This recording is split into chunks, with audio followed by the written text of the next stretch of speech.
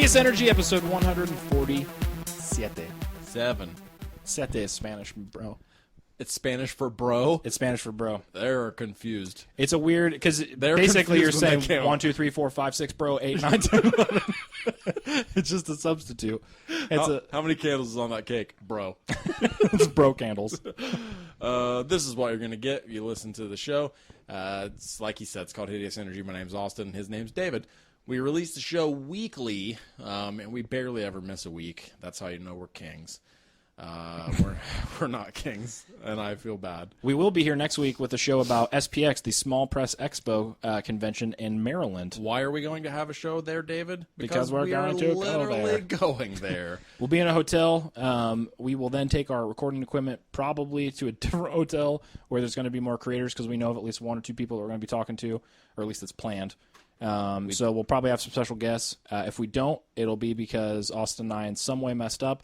Last year, we tried to find a chocolate fountain, couldn't find it. Then we went back to the hotel, recorded a podcast, and accidentally pulled a piece of furniture out of the hotel wall. We did that a different night, I thought. I thought we recorded. It's all one thing to me, man. The first night, and then the second night, we went to try and hang out with people. We didn't know anyone. We saw Box Brown. We saw Jen Vaughn. We didn't talk to them. No, that's what I was going to say. We saw them. Yeah. We couldn't find the chocolate fountain. We went back to the hotel alone. And ate snacks and read comics. We ate chocolate snacks and read comics on our bed. This year, if you listen to last week's episode, you know that we bagged Jesse Lonergan. Yep. So he's going to be on the show. Hopefully we can get Liz Suburbia on the show a little bit. I know she's super busy. And there's other people at the show that we'd love to get on too. So if you're at SPX and you see us or hear us, like our buddy Will Fish did, don't be afraid to shout at us. Dude, kids. Will Fish got me Ultimate Spider-Man 13. My favorite issue where Peter tells Mary Jane he's Spider-Man. Is that what that tweet was? Yeah, that's my copy. I mailed it to him, and he took it to Baltimore Comic-Con last weekend and got it signed by Bagley for me. Really? Yeah, I'm pumped. It was super cool of him. That's pretty awesome. And so, we're going to see him, too. We met Will at SPX. First time we ever saw him or heard him, and now we're friends with him. We're going to be there. So make sure you tune back in next week where we're going to have our episode from SPX. Right now we have an interview or 2 lined up. We do. We're not going to say who it's with. Don't know why I had a weird accent there. No one understands why. But just because those things sometimes fall through. But we have stuff in the works. You might hear an interview soon.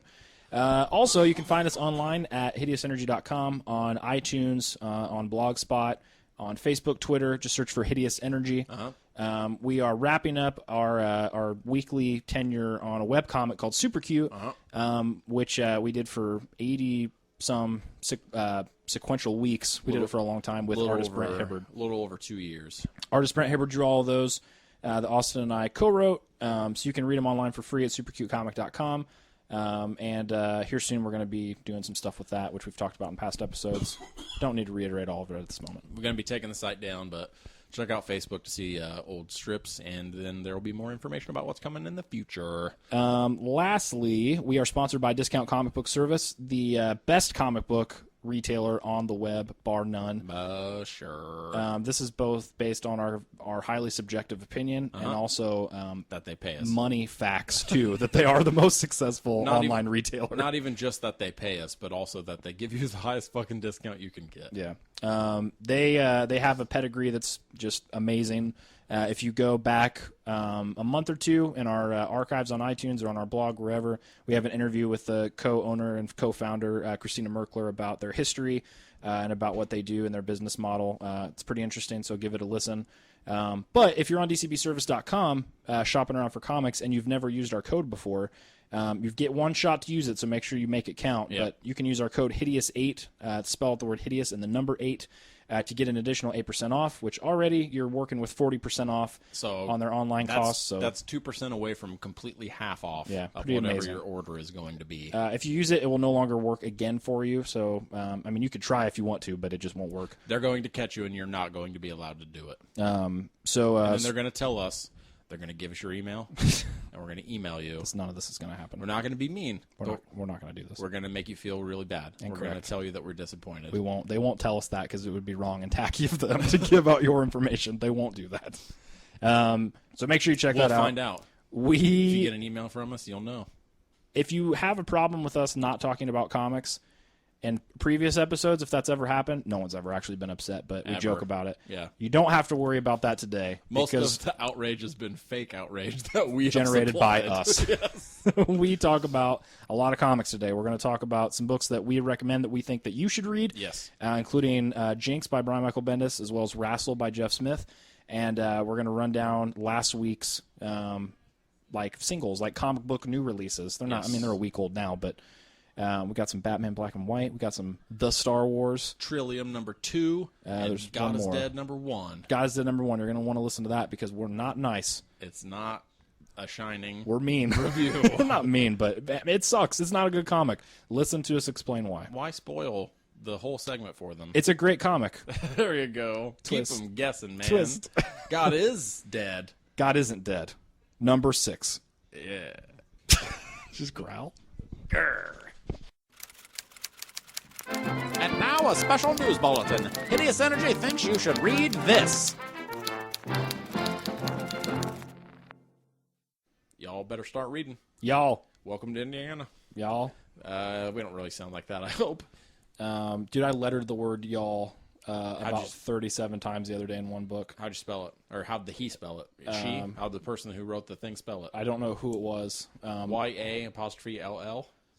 I don't know. Fuck you, it's wrong. Him didn't over say here that. saying it's wrong. Make sure they know who you're talking to. How would you spell it? YALL? I can So, check. Can you guess y'all. who the comic was about? Was it George W. Bush? No. Y'all. Paul Dean. That was it. Oh, man, I'm good. I'll look it up. Anyway, you talk. You should read this. Here's a segment where you talk about books that you should read. I'm having a hard time because I can't remember the books I've already talked about. Y''ALL. Y''ALL. I think it could go both ways. It's not a real word, so sure. Y'all? No, it's not. It's a made-up contraction. Yeah. Does that face mean you know you're wrong? Emery? We're doing too much. This is a podcast. We can't. They can't see what I see? No. No. They can't see the things That I was a see big right gap now? of silence that will serve no one any good. Yeah, welcome. What were you going to say? You're having a hard time with? I couldn't remember of the books that we have or have not talked about on You Should Read This. We need someone to do free work for us and go through and make a list of all that you should read this. I'm looking at two people right now. Blatchkey Kid. And Will Fish. Will Blatchkey, please work for us for free. We don't really want you to. I haven't But talked, if we you haven't do talked to it, Blatchkey Kid in a while. I hope We he's all won't right. shy away. He's in Canada, right? I think so, yeah. Is everything cool in Canada right now? I hope so. Actually, we've gotten messages from people that we have completely failed to either respond to or mention at all. Have we? Suburbia left us a voicemail. Oh, crap. Exactly. So Liz, we love you too. Second, we got an email from Corey Arsenault. It was a super personal email, and I don't want Corey to think that we forgot about it, which we did. I don't remember it. I do. It was I do now. a big one. Yeah. So I'm going to respond to that at some point. Please don't stop emailing us, everyone. That was a while ago. Both of those were. They were, yeah. We had a lot of stuff going on there for a while. I don't remember what it was, but let's Don't say it like that. Nothing bad has been happening at all. The way you just said it made it sound like we were both addicted to drugs or something. David's got one leg. It was a pretty rough time. His other leg is cocaine now. It is. It's like King City, where I'm turning into the drugs that have taken my life. One of the most poignant and largest parts of pathos in King City. Yeah. Not a lot of it. One of the largest and also one of three. Yeah. One of three moments. One of the three shining character moments from King City. So, yeah, compile what we have talked about. That way we don't have to be like, did we already talk about this? Anyone. It doesn't have to be Blatchkey or Will. Look, we know what we're doing. This is shameless. We're professionals. No, I meant we know that we're asking you to work for free. No, that's what I was going to say is we're professionals at asking you to do things for us without us getting any sort of money your way. Or anything, really. No, We'll say thank you. The joy. We'll probably forget to The say joy thank of you. it. Look, don't do free work for us. No, do it. What are you talking about? What? Today. No, today. Now. You should read this. The book that I'm talking about is called Jinx, and it's written and illustrated by Brian Michael Bendis. And lettered. Is it? Mm-hmm. You get out of town. I won't. His I refuse. illustration style hovers somewhere around photorealistic tracing in this book, and he might have actually used photos and lightboxed them. I don't know. He didn't lightbox, but he used photo reference for sure. Because there's also just some straight up photography in it. Columbia, is that the guy's name? I think so. Yeah, Is him. It's Bendis. Yeah. The story is it revolves around a girl named Jinx. She is kind of a criminalistic.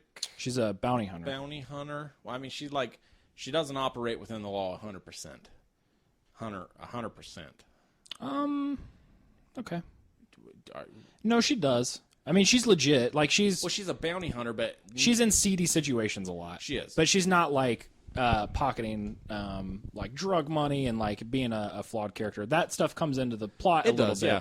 Well, but it's not like the cops are out to get her too. Well, no, but when I mean she doesn't operate within the law, like a private investigator. 100%. You know, she is dealing with people who are outside of the law, and in situations such as that, she has to do what she can to win. Right. The plot of Jinx is the movie The Good, the Bad, and the Ugly. Yeah. And it's good still. And Bendis has always been upfront about that it was basically his retelling of that story. Yeah. If you like Brian Michael Bendis, depending on what you have read to make you like him, Guardians of the Galaxy, no, not this. Yeah, no. Don't read this. Powers, yeah. It's not the same, obviously, but it's going to be it's a lateral move. The same grain. You can see where he got or how he got to Powers from stories like Jinx. And Jinx is actually a prequel to Goldfish, but it's a standalone. You don't have to read Goldfish first or anything like that. You also don't have to read Fire. Not connected at all. Also, you don't ever need to read that. Just skip that one. Just skip it. With Jinx, that's like his first work. Yeah, Jinx is a big book. They just reissued it as a hardcover like last year. Yeah, I know it hurts David very much whenever he sees it, because you have the same big soft cover that I do, and it has a lot of special features in the back, including some treatments for the TV show they were working on at the time. Yeah, that's awesome. Which fell through, but it's one of my favorite Brian Michael Bendis works by far. Mine too. It's like this book is super personal for me too, just like Ultimate Spider-Man was in terms of like defining who I ultimately became as a reader. Yeah. Because Ultimate Spider-Man was a book that you guys have heard a lot about. Yeah. But then Torso was the first time, or not Torso, Jinx was the first time where I ever was at a bookshop and was like, or a bookstore. That sounded weird. You were British for a second. I was British for a second. And saw the name and was like, oh, that's the guy who did Ultimate Spider-Man. Yeah. I'll try this. And that kind of started to define me as a reader in terms of I'm looking after seeking out creator names for work as opposed to like, this is Spider-Man. Yeah. That signal to change. And it's, like you said, it's awesome story. The dialogue shines. That's one of Bendis' biggest strengths. The dialogue in it's fantastic. And then the special features in the back are awesome. There's a lot. Actually, this might have been my first exposure to Bendis, I think. Really? I think so. Because I read this, I got everything else. I got Torso, Goldfish, Fire. I bought all that stuff. I wasn't reading Ultimate Spider-Man. Yeah. Because I bought that big soft cover, and I only knew Bendis as this independent creator. Yeah. Who was doing things for Image and was really, really interested in writing and applied himself to craft a lot more than other comic writers I had experienced up to that point.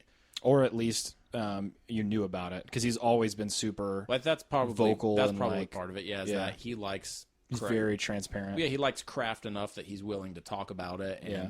And it's weird because sometimes it makes me wonder about the journey of Bendis, because when he's one of the most interesting people in comics to me in terms of his career, like you're saying, because he's getting he's Marvel's poster boy. He's the biggest. Yeah. I mean, one of them, but also the crown jewel. It seems like. I think a close second would be Hickman or Fraction. At this point, yeah. And has been for a long time. Has been one of their top tier dudes. But then he also still does Powers. Getting ready to come out with that giant nonfiction book next year about writing, comics and about writing. Yeah, I'm going to read the fuck out of that. Dude, I'll read that book, and I am not a writer. Well, see, that's nor the thing do I aspire to be one. I love Bendis's writing. I don't aspire to write like Bendis. No. I want to like further hone my skills, obviously, but also just the idea of focusing on the craft of writing is a good idea, I think. And Yeah. I like that Bendis thinks of it as seriously as he thinks of like David Mamet, who's writing plays. I was going to say film. His Tumblr's awesome. Like he answers questions all the time, and he talks about the Tumblr thing. Kind of confuses me, and that was kind of where I was going, because a lot of the interaction he has with fans there are shithead anonymous accounts asking him dumb things, which he answers, and he does it tongue-in-cheek most of the time. It's very strange for me to see that stuff, because I don't really know how to interact with it, because it's not that I think Bendis comes off as a dick, although sometimes I guess that's how I think, seeing him interact, but it's part of the fucking beast. Like, he's interacting with these people who are like shooting barbs at him and behind the fucking mask of the internet, and I just think he could ignore the anonymous ones, because if I'm going to ask, I'm confused. What confuses you? How I have to interact with it, like, because when I see somebody asking Bendis about writing, or what was the question you told me he answered the other day? Why are all the covers the same color? I think so, yeah. The guy was like, I hate yellow. The guy was, he said, I hate yellow. Why are all the covers yellow? And Bendis was like, it was us Jews. He was like, it's the color. Seriously, that's what he said. He said I'm part of the color Illuminati, which is run by mostly us, the Jews. Yes. It's stuff like that. Like, that was a joke, obviously. He was joking, but it's weird for me to like interact with that, and because I see that stuff more than I see the other like serious stuff. Because you got to read more of it. No, that stuff's rare. No, that's what I was gonna say. I think it's partially me, because I'm not actually going to his Tumblr. Most of the time, I don't even go the tweets. See, I don't go to his Tumblr. Every maybe once a week, I'll go on his Twitter feed. Yeah. And then I'll look for the questions, and I'll click on each one, because he posts a lot of art too. Yeah. But I'll click on each one, and he talks a lot about writing, about craft. He's one of the most patient dudes ever, because he gets a million people being like, I'm writing my first comic, and you can just tell, like, oh, he's very, very patient. Yeah. He's also but he talks getting a ton. The same question a million fucking times. And there's some times where he's like, click on the archives, dude. I've answered this a million times. Yeah. What I was going to say earlier, though, is like I've seen that on his Tumblr where he's talked about stage stuff. Playwrights. Yeah. Someone asked him, like, what are some of his favorite playwrights? And I'm expecting for him to be like, man, at Woody Allen, and that's it. But it's like 5-6 paragraphs about this dude and this guy. Does he say Woody Allen? Yeah, he loves Woody Allen. Well, I know he loves Allen, but I wasn't sure if he listed him as one of his I'm almost positive that he did, yeah. That's it. I didn't know that, because I knew he loved Woody Allen, not just because they're both Jewish, but I knew he loved Allen. But he just loves anything. Well, no, but I mean that's not what I meant. I know, it just sounded funny. But he has a sweet ass. He has a sweet pencil sketch of Woody Allen. Does he? It's one of my favorites, like, that I've ever seen. Wait, that Bendis did? That Bendis did, dude. On his Tumblr? No, it's in the back of Total Sellout. He has. Is it online anywhere? Maybe. But he did. It's in the back of Total Sellout. It has. I'm gonna open my bag and find it right now. On the back of Total Sellout, it has. He said for a while I got into this mode where whenever I was studying or watching a filmmaker's work, I would sketch them. There's one of Woody Allen, and there's one of Alfred Hitchcock, and there might be one other one. I'm trying to remember. Total Sellout's got some cool stuff in it too. I bought a book of 3 one-act plays that Woody Allen wrote. I haven't read it yet, but really? Yeah, I'm excited to read his plays, because I don't know how different they're going to be as far as like tonally, but I know craft-wise, especially one-acts, are going to be set up differently than films are. Yeah. Because if you could put a 3-act structure within a 1-act play, yeah, but it's obviously going to run differently than a film would. Yeah. I'm going to have to find that article about the playwrights, because I tweeted about it, like, it would have been right around the time I bought that Woody Allen book about, like, whose plays should I read, and I think the only person who answered me was Andy. Oh, really? It might have been Kent Blue, too. I can't remember. We've talked very little about Jinx. It's such an old book at this point, and it's not insanely old. It's early 2000s. Just like saying anything else about it other than it's awesome and cool. Like, well, no, I'm not being critical. Like he himself, Bendis, as a writer and an illustrator, so wrapped up in that book that it's hard to not talk about it without also talking about him. Yeah. Like it's obviously such a book that he had such passion for when he was writing it, and like you can see so much of it in the back matter. It's so great, man. Like I love that book. Jinx and It's Goldfish, their characters and their relationship is so good, and like you just seriously get lost in their conversations that they have in the diners, and then like throughout the book in terms of conflict. And then there's also it's hard to tell. Like I know they were published by and single issues by I think Caliber and then eventually Image. I think so, yeah. But there's one issue toward the end where it opens in a mall, and there's something that happens in the plot that happens at the mall, and you get like I think it's 3 or 4 different people, like pairs of people talking in the food court, and you get their conversations, and it's so good. Like his dialogue, like it's so easy to fall into it, and it's not relevant to the comic in terms of the plot because it's people talking about their days or something that happened to them. Or he does a good job of having awesome. the dialogue either be plot relevant while seeming irrelevant, or having dialogue be a part of forming the atmosphere or building the world. Yeah, he's a big fan, and you can see it in all of his work. You can see it in Ultimate Spider-Man too, of having people talking. Like, I mean, just having conversations that don't. That are just kind of like tangents. Yeah. To where it's just these people having a conversation and he talks about it in the back of Jinx, I think. Yeah. About how he learned how to write dialogue and how he still learns how to write dialogue. Well, yeah, like tangential conversations within a Bendis book. I think they function on a couple different levels normally. Obviously, not all the time. Yeah. He's forming character. Yeah. Whereby these people talking about things that they've done. Realism. Yeah, having a character just talking because it's like Tarantino. I've seen Tarantino talk about how, there's 6 guys all sitting around the table and all they're talking about is plot. Yeah, they're literally just like, we got to rob the fucking diamond store, but at the beginning of Reservoir Dogs, they're talking about Madonna. Yeah, and Bendis does this too, and I think he probably studied at a few of the same altars that Tarantino did, specifically Elmore Leonard. Yeah, where somebody gets in the car to drive away from a crime scene, but it's a stick, and they can't drive a stick. Yeah. So that immediately throws a wrench in the plot. It seems very realistic, because I don't know how to drive a fucking stick. Right. And I think Bendis does that, too, in Jinx. I haven't read Goldfish, but Torso is another one. It's amazing. Yeah, it's really good. That one's about Elliot Ness. Goldfish is really... If you like Jinx, Goldfish is really good, too. It is way darker. Goldfish is. Yeah, and he talks. Need to read it. He talks in Fortune and Glory, which is one of my favorites that he's done too. About I need to read that because I tried to read it and it didn't sit. It's much different because it's autobiographical and it's drawn in a it's funny comedic you mention style. It because one of the I'm on Bendis's Tumblr right now. One of the most recent questions is about him doing a book like Fortune and Glory a sequel. Again. Yeah, I read that, and he said yes, but he has to wait for people to either die or or disappear for him to tell some of the really like honest truth bombs about working at Marvel. Really? Yeah, I'd love to read that book if he did a sequel to it. Like the Bill Jemas era and like all that stuff. But anyway, in Fortune and Glory, he talks about trying to make Goldfish into a movie and how close it got. Yeah. And like one of the big reasons is that they were like, you can't do this specific thing in a movie. It's way too dark. Yeah. Like you can't have this thing and rob the audience of these specific things. Like it's good. I think this is probably what I was talking about earlier when I was talking about how I didn't know how to feel. What are feelings? No, someone says, have you read any work from Charles Burns? And Bendis answers it very succinctly and says, I think I've read everything by Charles Burns. Couldn't recommend it higher, but boy, you have to be in the mood.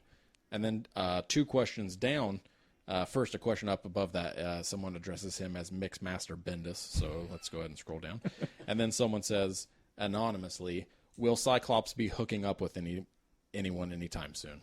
Yeah, I mean, it is what I mean. It's everything. Well, I think his like blog about writing. Probably my experience is that I would see tweets and it would be like anonymous asked, "How big is Cyclops' dick?" He stopped doing anonymous questions for a while because of was it Miles Morales? And it was something recent in X-Men, but it was people being like, "Burn in hell, fag," like horrible, awful stuff, things. And he turned off anonymous stuff, but he's since turned it back on. Well, someone I don't know why you would anonymously ask this question. unless it's like him asking himself to like generate discussion, do you take it personally when someone doesn't like something you've written? Yeah, I read that one too. Any response? Obviously, I mean, you probably can guess. Yeah, it's everything. So, but there's good stuff in there. Like it's him talking about writing and about writing especially, but then also I really like. Oh my god! I really like reading the what that Batman Beyond art by Yvonne Quinnette. Yeah, I saw that too. Fucking pimp. No, he posts a lot of great art on his that blog shit too. Is That's one thing. Another thing I like about him is that he obviously it's subjective, but I've always gotten the sense that Bendis knows good artists, like and knows good art and knows like he always like picks. He can tell.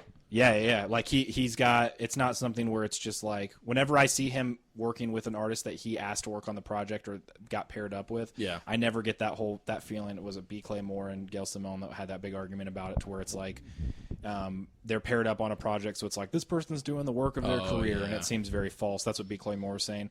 With Bendis, like there's been plenty of artists where I don't personally like their art, but when I see him do that content like Mighty Avengers or whatever, like Mike Deodato Jr. He's a good artist. I don't really like his art, but when he syncs up with Bendis and Dark Avengers, it's like Alex Maleev. Or that on Daredevil, I look at it and I'm like, this was perfect. I wasn't a big Alex Maleev fan, and when I saw his work with Bendis, it changed my mind. Yeah. What book are you recommending? I'm recommending RASL by Jeff Smith, which we've talked about in way back, like on Alter Ego Comic Cast, I think. Long fucking time ago. And I read 4 issues of it, maybe 4 or 5. Back then or now? Back then. Oh. Have you finished it? Yeah. Back then, and it was in black and white. It comes out from Cartoon Books. Jeff Smith, obviously, of Bone. It's his big thing. And then he did Shazam, Monster Society of Evil, which was so sweet. I want you to tell me right now, does the book have an ending? Yeah. Okay, because that's the only thing I was afraid of from the issues that I read. Yeah, it does. It's pretty. He doesn't tie up every single loose end in it, but I was pretty scared too, because I checked to see if there were any special features when I got the book. Yeah. And the last page is a dude walking in the desert, which is not a spoiler or anything. Like that doesn't ruin the end of the book. But when I saw that, I was like, I am going to spoil the Dark Tower. Do we have a Dark Tower scenario where it's just like a loop? It was all about the journey. And it's not like there's no ending. Subtitle, fuck you, readers. So I was pretty scared reading it the whole time. So they've published this book on napkins. They've published it every possible fucking way you can imagine. I have it printed on my balls right now. You can read it there if you want to. Yeah. They published it in single issues, floppy, black and white. They published it in collections, like Perfect Bound, 3 issues per collection. And those were big. Like twice. Those were like the Alex Ross. It makes me wonder. Like big sized. You know what I'm talking about? Yeah. The like bigger than magazine size. Then they did the pocket books. Yeah. The calmer, like hopeful part of me wants to just think that they didn't know what size was going to be perfect for them. And then the cynical. I want to know if they publish all of it in each one of those formats, because I feel like I saw the first one in big, and then I saw the rest in little, and then I didn't see the last ones. The second one was in big too. I think they probably finished the story in those collections. I know when the first ones came out, I was like, well, I'm never buying this collected because this is stupid. I'm going to put this under my bed. Like I can't put this on my shelf. It pissed me off that it was in so many different sizes. Well, the good news is that. The hardcover fully colored version. It's a big, awesome, over 400-page hardcover, colored by. It's very pretty. Steve. I don't know if it's Hamaker or Hamaker. It's Hamaker. He colored Bone. If it's not Haymaker, then he made a mistake somewhere. He's a great artist in his own right, but his colors are so good. He colored all the Bone stuff too. Yeah. But yeah, Do you have the Bone stuff colored or just black and white? Both. Really? I don't have all of it colored. I have. Because I have that big collection, the big black and white collection. I have that, and then I have like the Tall Tales. It's like spin-off stories. It's in color by Steve Hamaker.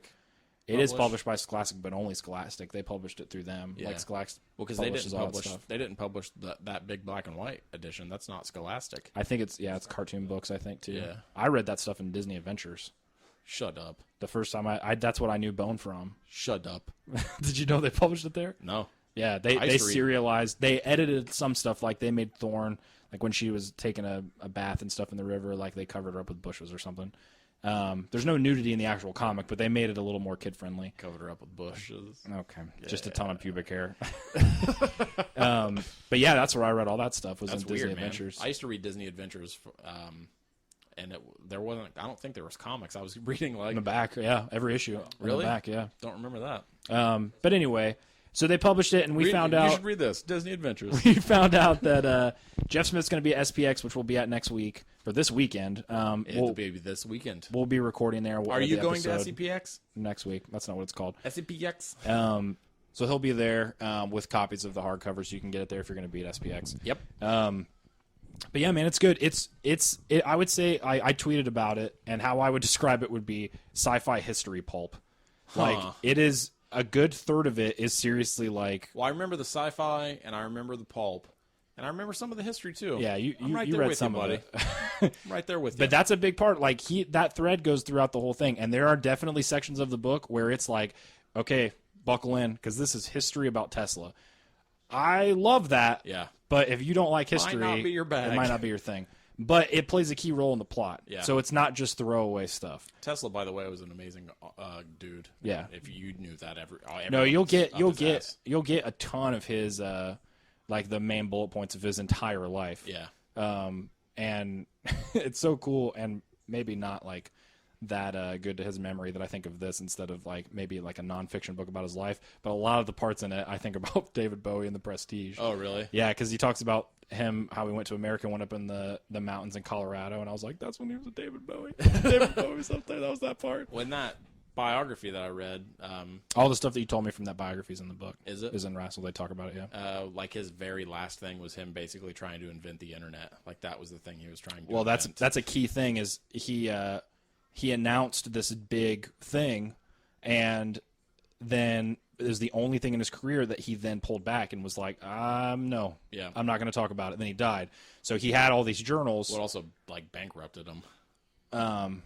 Well, partially, yeah. Yeah. But well, it wasn't just that. yeah, I mean, if you read RASL, you'll find out. Well, I they know, go into all of that. yeah, I don't mean you. I'm just saying the listeners. Yeah, you do mean me. Okay. But that's a big part of it is his lost journals. Yeah. And RASL, the main dude. So do they like, talk about him like wanting to wirelessly send energy around the globe? oh yeah, that's Okay. all key part of it. That's basically what Because that's good. they theorize and connect with the Tunguska, as I pronounce it, Yeah. experiment. Yeah. Or it wasn't an experiment. It was a Or explosion. Well, and in the book, like they yeah, connect yeah. it so that he was up in Colorado, shot this thing of energy, and then on the other side of the world, it exploded, Yeah. basically. Which they use the Tunguska explosion is used in a lot of fiction, a lot of Really? sci-fi and fantasy. Dude, They there's use it one thing in Ghostbusters. There was one thing in there about the ship that disappeared.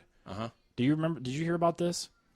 It was around the same stuff. The ship disappeared. Then these sailors during World War II saw a trench in the water where a ship should be. It's one of the creepiest things ever. Where there should be a ship there, and they could hear it, and they could see like the water dip down where it was hitting the sides. Like there should be a ship there, and then it appeared. I think so. And spoilers, it doesn't spoil the plot of the book. This is all again something from history. The sailors were on it, but like in the walls and like partially in the hull. Like their fate, like Don't remember that. they all died Would've basically remembered because that. they were like morphed into. that kind of shit. I love that kind of Yeah, shit. I mean you'll love this book. Well, I know I already liked the stuff that I read from it, but this is off topic. But you know, this is Hideous Energy, so whatever. It's like Midnight in Paris, that Yeah. Woody Allen movie. It's based on a story that this woman, like, she came home one night and was like, I fucking went back in time. Yeah. And by every person's account, they were like, she's normal. She's a level-headed, non-drug user, non-alcoholic, and she was like, I experienced a time slip. Yeah. Where I traveled through time and was in Paris in the 20s. See, when you watch that movie, do you explicitly think that he traveled in time? Yes.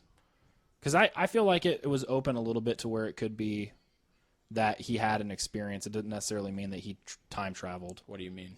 Like that maybe he, maybe like mentally he did, or like maybe it was an experience where he. Well, yeah, but Because it doesn't seem. What do you mean? They don't explain or say like what do you definitively. mean, like, mentally? Like, just his consciousness? Because to me, that's the same. Like, Not if his body didn't go. I mean, like. yeah, but if your consciousness traveled to 1920 and to you it felt like you were actually there, like, And I'm not saying that. I'm just saying, like, Oh. when I saw the movie, I have only seen it once. I don't. Did they say definitively, like, oh yeah, that he went back in time? Oh yeah. Did they like leave? Does he change something in the past and sees it in the present or something? He sees.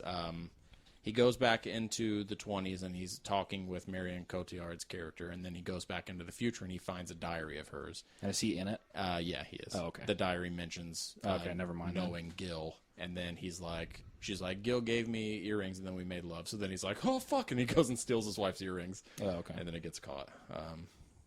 He's trying to cheat on his wife. Okay, I remember that now. So anyways, go ahead with your point. I don't remember where I was going. You like stuff like that, like the Oh, that was it. Point made. Okay. Well, no, but like that kind of stuff that is probably scientifically explicable. Sounds weird how to say it. Explainable. That's wrong. It's like probably scientific explainable, but it seems like magic, or it seems fiction. Yeah. Like something like that, or like these things that Tesla could do. Like back then, people probably were like, this motherfucker is doing magic. It's interesting that you say that, because that obviously the history is in the book, but then also in the present when you're seeing RASL bombing around, and basically the plot of the book is that there's this guy who can jump in between parallel universes and he steals art, and that's kind of how the book starts. They do it. He steals art in parallel universes, comes back to his own and sells it. So he'll get like a Picasso from another universe. Jeff Smith does it so fucking subtly at the beginning of this book, where you see the main character in a diner, and there's a record, and it is for it's a Bob Dylan record. It's obviously the cover of book, but Blonde on Blonde, but it says Robert Zimmerman. Yeah.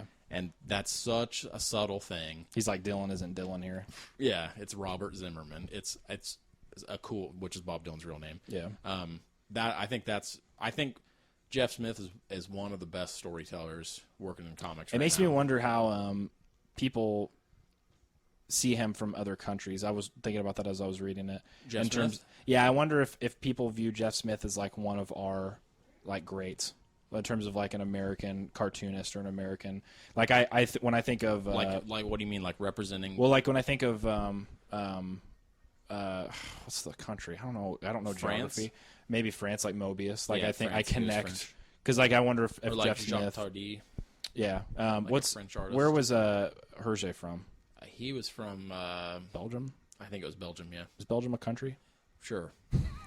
Last week we decreed that Germany was a state. So yeah, that's true. Belgium's a country now. But his stuff is amazing, dude. Like he's such a unique storyteller. Jeff Smith. Jeff Smith. All of his stuff, his art, his writing, his lettering, like it all combines in this unique thing. The thing you're saying earlier about like looking at something that's can be explained scientifically, but it's magic. There's this little girl in the book who has one of the craziest, creepiest looking faces ever, and she'll just pop up and she's in like a little dirty dress, and she has her head cocked to the side and has crazy eyes. And at one point, this character is like, RASL's like, who is this girl? And he's like, oh, she's God. Yeah. And you're like, what? Is that a spoiler? No. That's in like issue 3 or 4 or something. Then I've read it.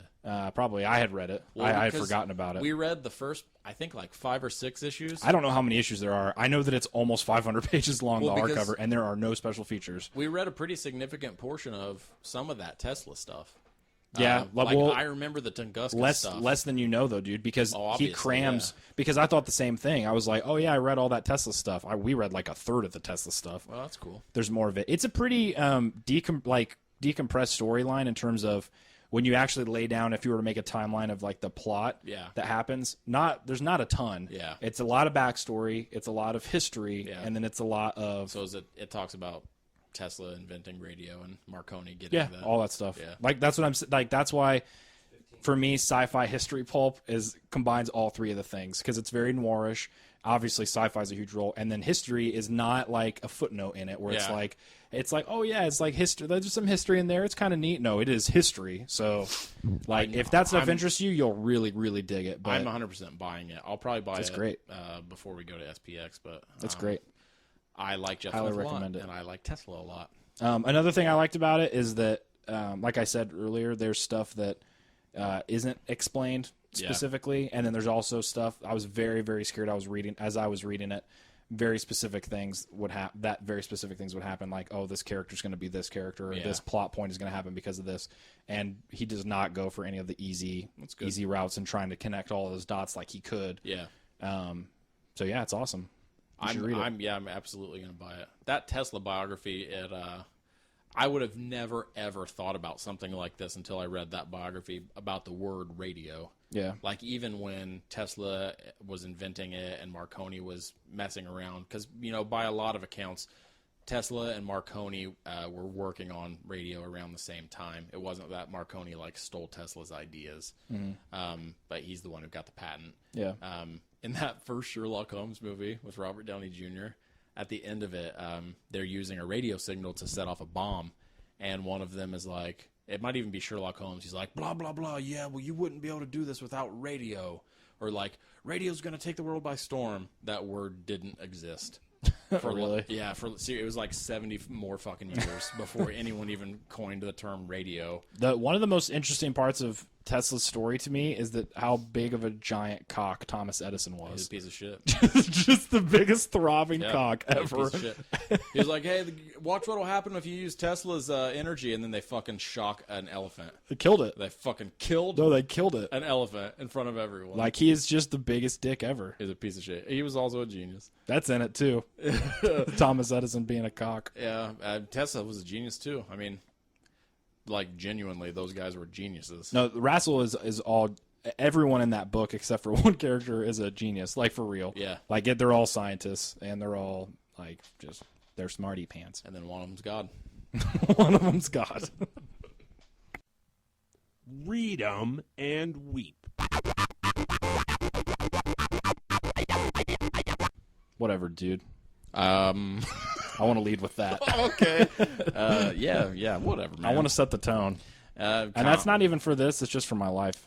I'm 24. I feel like that should be my theme. Do you want to go with whatever, dude, or whatevs? You are close to the LOLs generation. Oh, good Lord. Yeah. I was thinking about that this morning. How I had friends in high school who would say... LOL? They would say Lamau. They would say that? Yeah, they had this... They're nerdy group of friends that would say it. And even back then, I was like, you guys are the dumbest dickheads I know. You're so stupid, and I don't want to hang out with you when you talk like that. I like all those guys. I don't hang out with them anymore, but I still talk to them on Facebook and stuff. Probably because they're fucking weird. No, they're cool guys, but that was Lamau. That was their thing. Or I think you ever Raffle. fucking say Lamau to Raffle me. was another one. And always, I was like, you guys sound so dumb. Do you realize what this sounds like? It reminds me of a tweet I read the other day. It was ha ha ha, typed the boy with a completely straight face. Yeah. OMG, responded the girl, not even excited in the least bit. LOL, that doesn't bother me to type that. It's not that big of a deal. But there's some of them, I don't know. There's some to this day that I'll type, and then there's other ones that I've never typed because I've always been like OMG is always I one I've can't never type typed. LOL. You and I don't know if I think Emery. I switched the way I text with some people. I switched Do the way you I text. really? Yeah, I don't text LOL to you.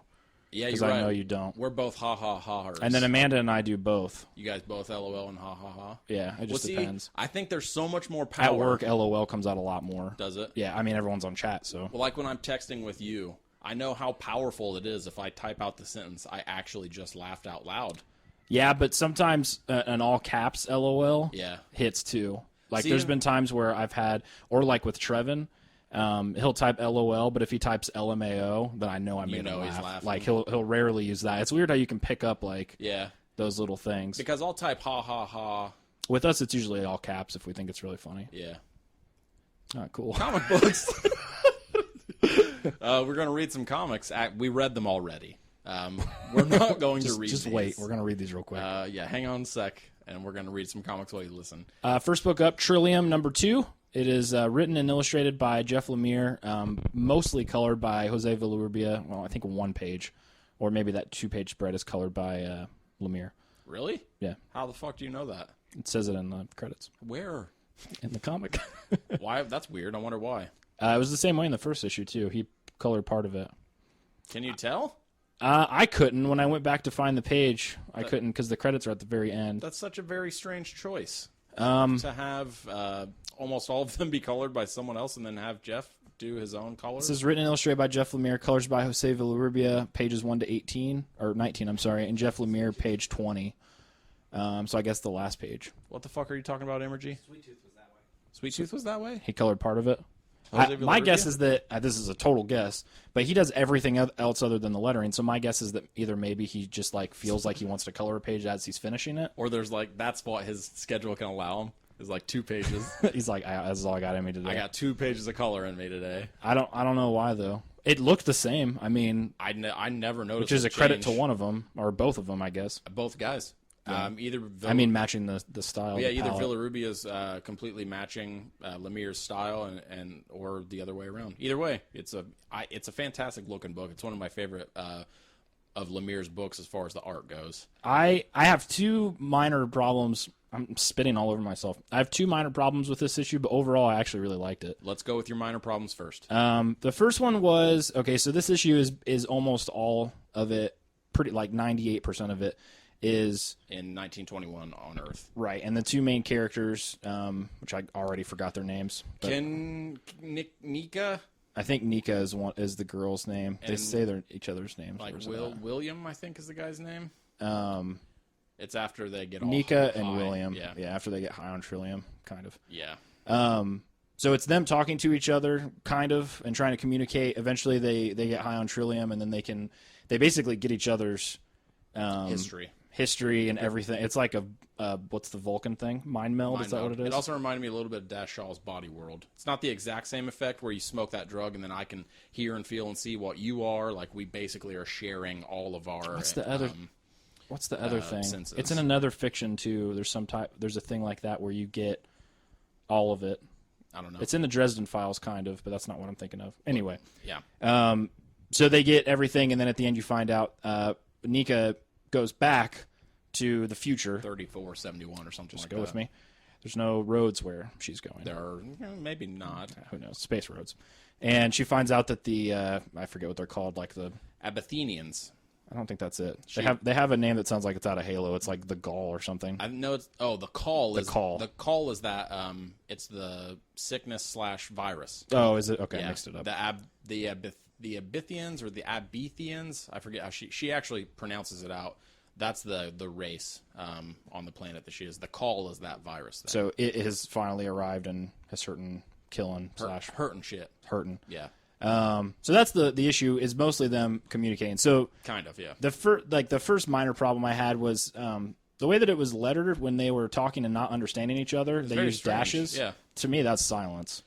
Well, like I look at that as they're not talking because you can do like typically if you do 1 or 2 of those, it's almost like an ellipsis. It's typically how stuff's lettered. So having a bunch of dashes, I was like, are they just not saying anything? Well, silent. It does make it look like there's nothing there, whereas normally somebody would either put like a symbol. Well, you pick up immediately after the first what looks like a very intense silence. Yeah. The other person is like, I don't understand a word of what you just said. Well, also one of her silence has a question mark at the end of it. Yeah, so or it'd be like exclamation if you points. looked at me and I was like, yeah, I know. That's what I'm saying. And that's how it reads. And then the other person's like, I can't understand a word of what you just said. So I got right away, okay, they're talking. Yeah.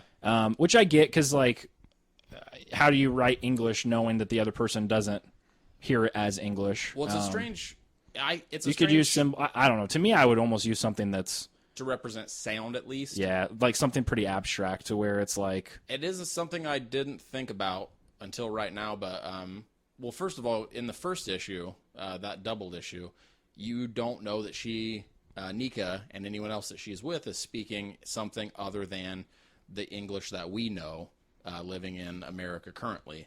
See, I assumed, are they on Earth in the future? No. They're not? Yeah, they say in this issue. Oh, yeah, because they moved. I think that it's been destroyed. Space is almost done. That's right. Yeah. Because I assumed that she was speaking just like a super evolved version of what we spoke. Well, see, but she could be from a different planet. In a lot of sci-fi and fantasy worlds, they basic. have basic, yeah, the idea of basic. So I figured that's what they were speaking was basic. But then when she shows up here to talk to William in 1921 on Earth, he can't understand a thing she's saying. So do you think it's a completely different language, or do you think that it's probably a similar language that 2,000 years in the future is? It's probably doesn't sound the same at all. It's probably similar, but it has evolved. That's what I thought of. Language is always really interesting to me, especially because the amount of people on the planet Earth who don't speak English. Yeah. And then also, like when we talk to Andy, and he's like, "We have to learn English in school," and the idea that if you go so far into the future, they're not going to speak English makes a lot of sense to me.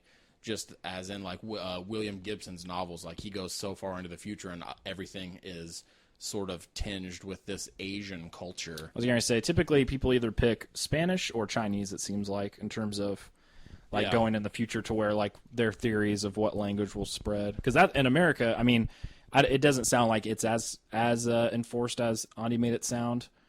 Like learning another language. Right, but here it's always like Spanish, it seems like, is what's more pushed on us. Well, like in high school, they said you have to take this many years of a foreign language, but it's not like take this many years of a foreign language and then carry that throughout your life. It's literally to get a credit so that you can pass and graduate. Because like we were talking about, like my grasp of German is fucking rudimentary at best. Yeah.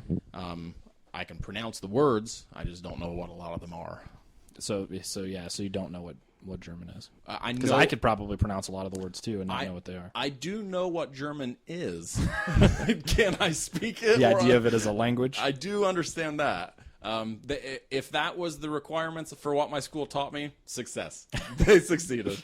So that was my first minor thing. My other minor thing, I don't know necessarily it's a problem. It reads really fast. It does. Like, I was done reading in like 6 minutes, maybe. I think that's probably part of the problem is that it was quick. 50% of the word balloons have nothing in them? Yeah, which at first, like, I don't know. My gut reaction to that was, oh, okay, I see why it's 8 issues now, because we're going to pad some stuff out. Like, this basically was a scene that could maybe have done in, like, 7 pages. Probably. And yet it was 20. Well, it took them but I enjoyed reading it, so I enjoyed reading it, too. So it wasn't necessarily something where it ruined it for me. They did have the we're from different worlds, we can't understand each other thing happen a lot longer than I was expecting it to. Like John Lennon without a British accent. Yeah, that's my goal from now on, is to have that aesthetic. I want you guys to be like, what's his problem? John Lenson. It's his American alter ego. It's a good issue, though. I really like the idea that Nika and William have known each other. Oh, the only word that crossed over was Trillium. Trillium, That's important. was the only word that crossed over. I like that idea a lot, that they've known each other somehow. You mean after they get high together? Like, they get high, and then William is immediately like, Nika. Yeah. And she goes back into the temple. Well, see, I read that. Do you think it's because it was like they had just downloaded each other's presences, basically? Or yeah. Did you not history? think that? I don't. Well, the next sentence out of my mouth was, I think, and I'm pretty sure it's super obvious that's what they're trying to do. I'm glad I didn't say that at first. Because... See, the only reason I don't think it's super obvious is because they both say to each other at one point, I feel like I know you. Yeah, well, I mean, that's before the mind meld thing. Yeah. I think it's clearly a theme Lemire set up from the beginning of, like, it's going to sound even dumber to say it, but star-crossed lovers, like, yeah, almost to a literal point. Well, to where they're, I think it's called like the last love story of all time or something is like the tagline. I got the sense that they saw everything because what is behind them shows their histories. Yeah, and then one of them is crying. Well, she kept. So saying, I assumed that it was. She kept saying, "Were you at the Martian colony?" or something like that. Were you at the Martian whatever?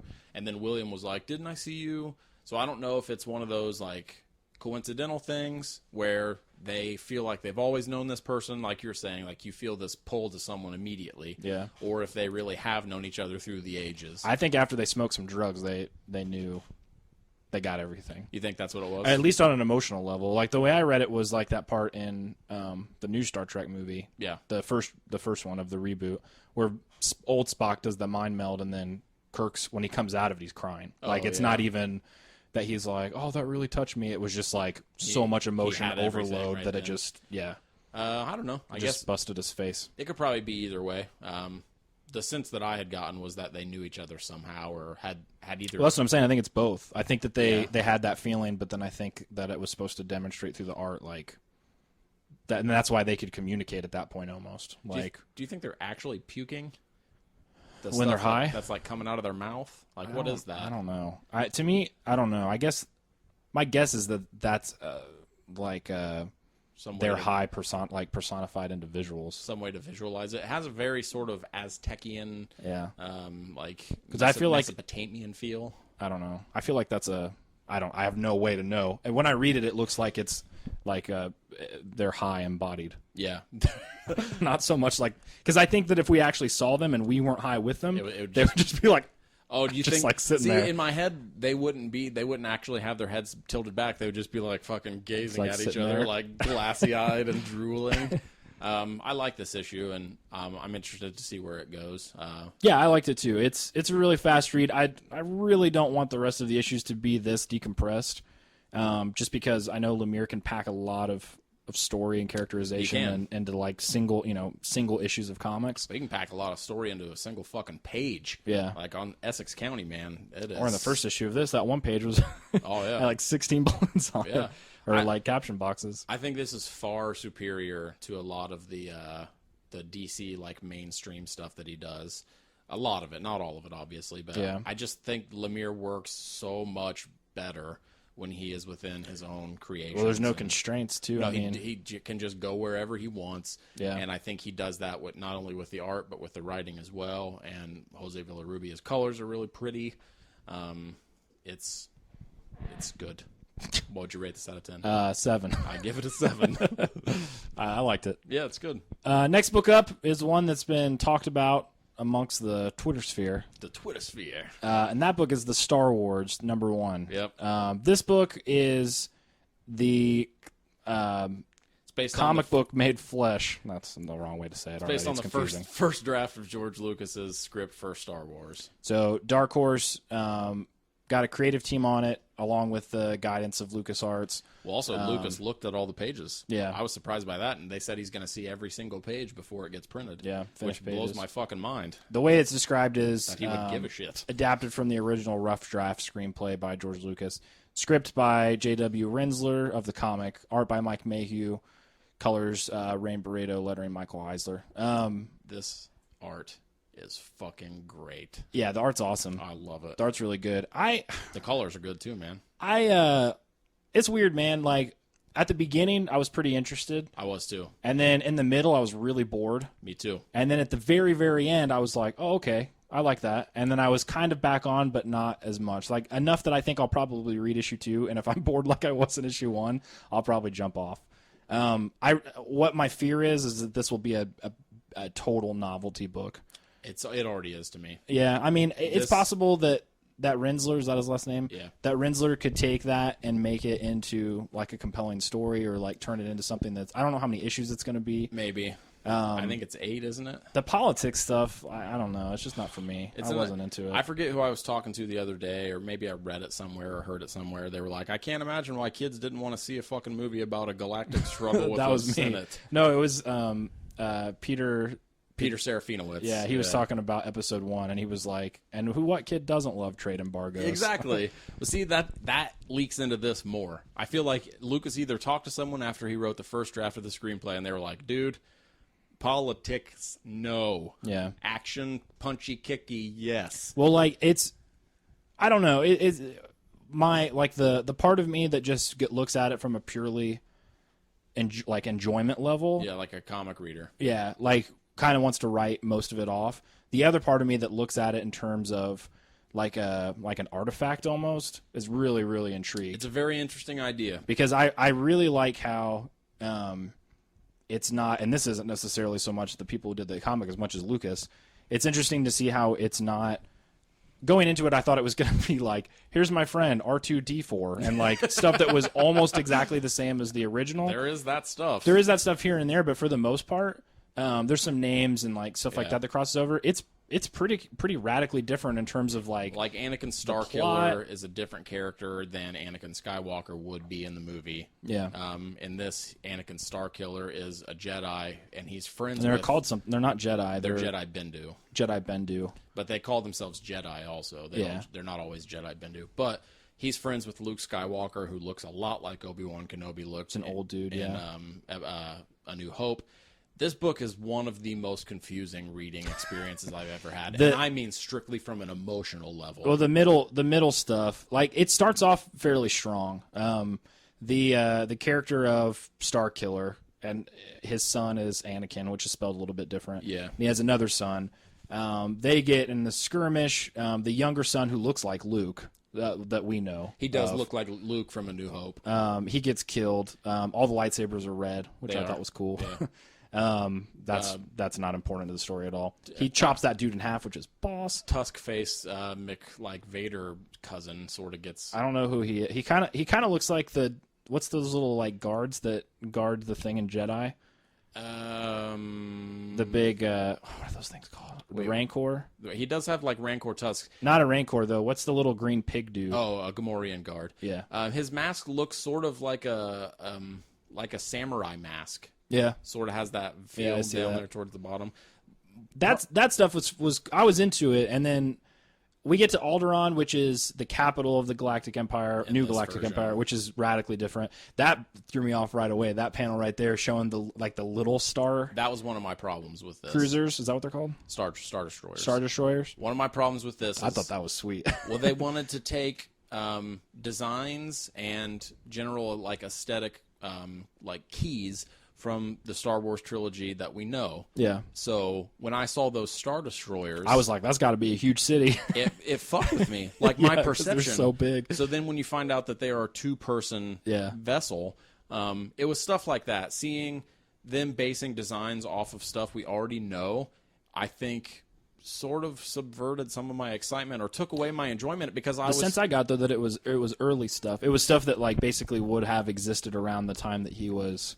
You mean designs? Yeah. Well, when he wrote the script, he didn't have these designs. Well, I thought the sense that I got when I was reading the back matter is that there was some like they pulled what they had at the time basically and stuck with that. That's not what I read, or I didn't. Did we read a different comic? This is called the Bar Jors. No, Stars War. the sense that I got was they based those off of the Star Destroyers in the film. Yeah. But they made either in the script he specified that they were a two-person vessel, or they changed that. Yeah. But they would do that, and like you said, the little boy at the beginning of the book, Deke, is wearing just almost exactly Luke's costume. See, to me, from New Hope. That felt like it could have been something that would have been reworked. Potentially, it's Because you can see the pieces that he moves around and like can. the stuff that gets changed and it does seem very what did you say earlier? Like novelty. It does seem like a novelty book where you're saying. I mean, yeah, and you're right. It is right off the bat to an extent because they know this is going to sell, Yeah, or at and- least people are going to be interested. well, like they're guaranteed. They want It's you Tale to of Sand, yeah, basically, yeah. for Like they want Star you to Wars. see the things that you know, whereas. First of all, that guy right there, the like emperor, Yeah. that guy is exactly how Alex Ross draws Sinestro, just not pink. That's him. He fucking copied him. Like that just looks like him. His mustache is different. Whether or not he copied him, I don't know. I can't say that for sure. But he looks a lot like him. Did you get the sense that was one thing where I agree with you, where I was like, oh, they pulled off stuff because that guy in the cloak looks like the Jabba the Hutt from the original footage yeah, before he was animated. before he got animated. Yeah. That's what I thought of immediately. Yeah, he does. I don't know who those people are at this point at all. Like I read that page 3 times and I was like, don't know who these guys are. That's another problem. And then with we it. move on to the next page and they never show up again. First of all, that was Bail Antilles. In the original trilogy, he was Leia Organa's dad, like surrogate dad or whatever. His name was Bail Organa. See what I'm saying? Yeah. But there was also, I think there was a Isn't it Wedge? Isn't that his last name? There is a Wedge Antilles, but there was another Captain Antilles, and his name might have been Bale. I can't remember. Oh, okay. But he owned C-3PO and R2, I think, before they ended up with Leia. And that's probably extended universe stuff. I don't remember it necessarily, the specifics of it. Vader shows up, and he looks really weird, but also pretty badass because he's basically just a human. Just a dude. I don't know, like that. When they go to whatever the planet's name is, that's obviously Jabba's palace with some more turrets and stuff. Aquile is the name of the planet. Aquile or whatever. And It does kinda look like George Emergy is Lucas. right. Luke Skywalker in this book sort of looks like George Lucas, just with a smaller neck. And He doesn't look like he sounds like a Muppet. well, he's got a sweet ass, like double-breasted. His costume looks sweet. Yeah. He's got a sweet ass on him. Well, that's another thing. Like, it's just so confusing because we don't know who a lot of the characters are. Well, I think what you're going to say earlier is to me is what I took away the most in terms of like what didn't work. Yeah. Is that Lucas, or if it was somebody else, which is totally possible, that was either whispering in his ear or helping him or whatever, because we know that he didn't do this stuff on his own, like the original 3 movies. in terms of like writing and directing and all that stuff. I've always been curious about that first film. I heard something I'll tell you in a second. Today. He didn't have as much help, or at least it wasn't publicized that he had as much help with the first film. I'm going to tell you something in a second. My guess is, what you're going to tell me is that Francis Ford Coppola helped him out a lot. No. Or anyone else that was at fucking UC with him. No, it's not that. I'll tell you in a second. But my whole point is changing the direction of what ultimately became the original film. Yeah.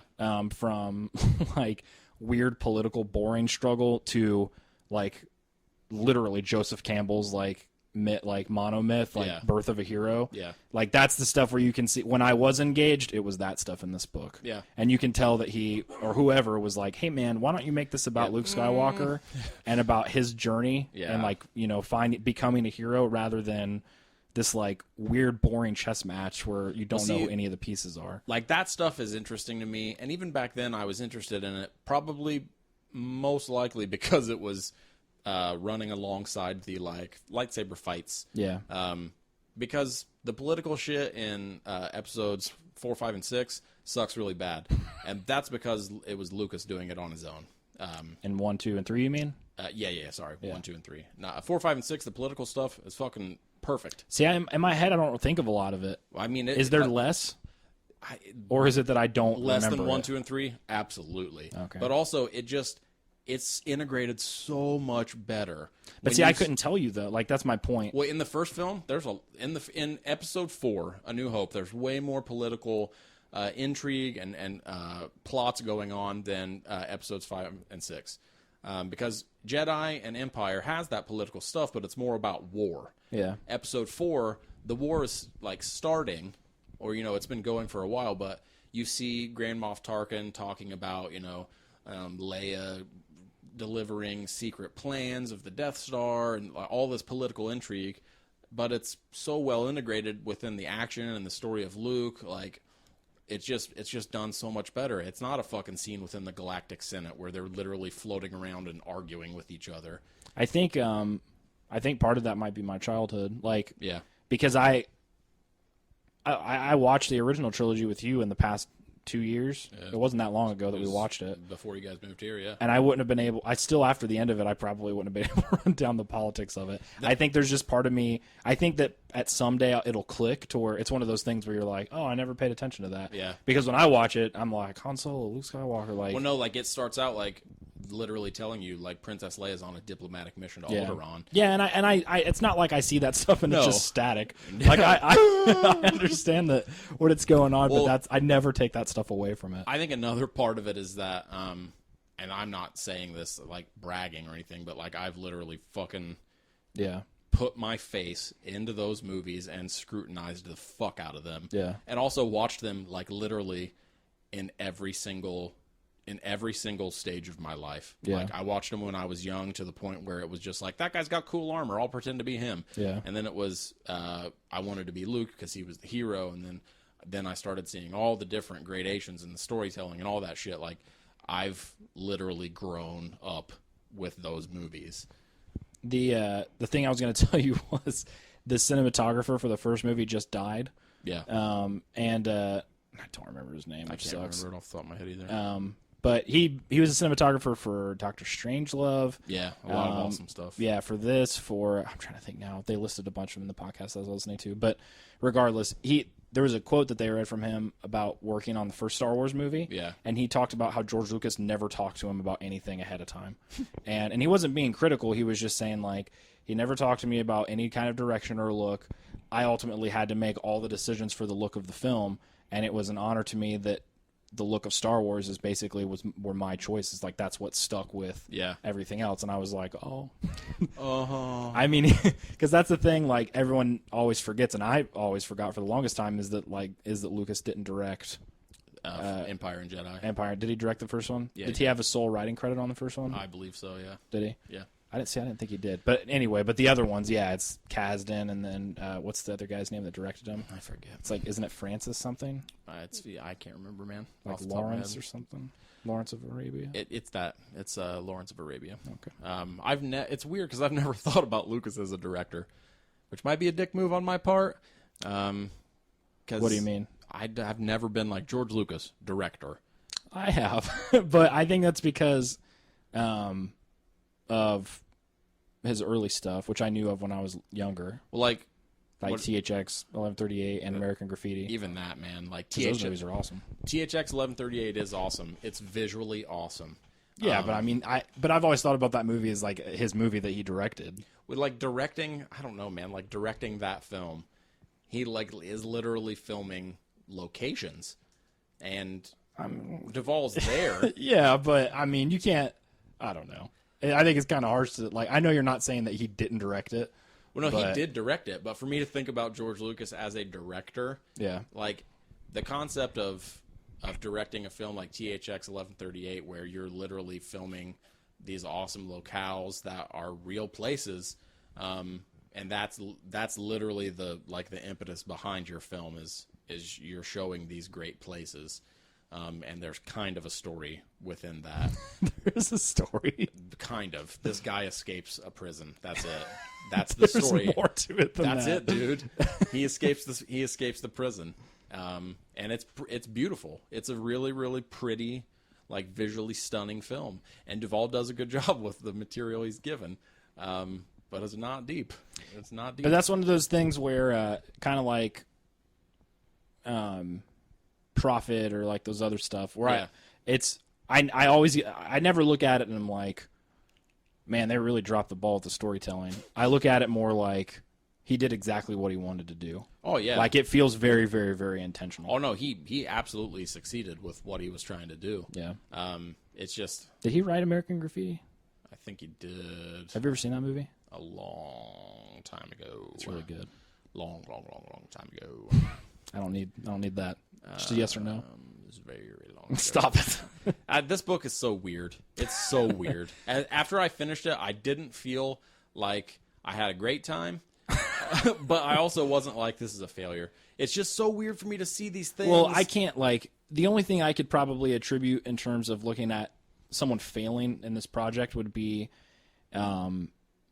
something that is very clearly a mistake in terms of how something is depicted through images. Like, remember that issue of Batman where he cut his finger, I think? Commissioner Gordon cut his finger on something. Yeah. And we had no idea that that's what happened. Oh, yeah. We had to look at the page like 17 times before it clicked. Something like that where like the lettering... storytelling breaks down. Right. Or like the lettering messing something up. Because to me, this is just...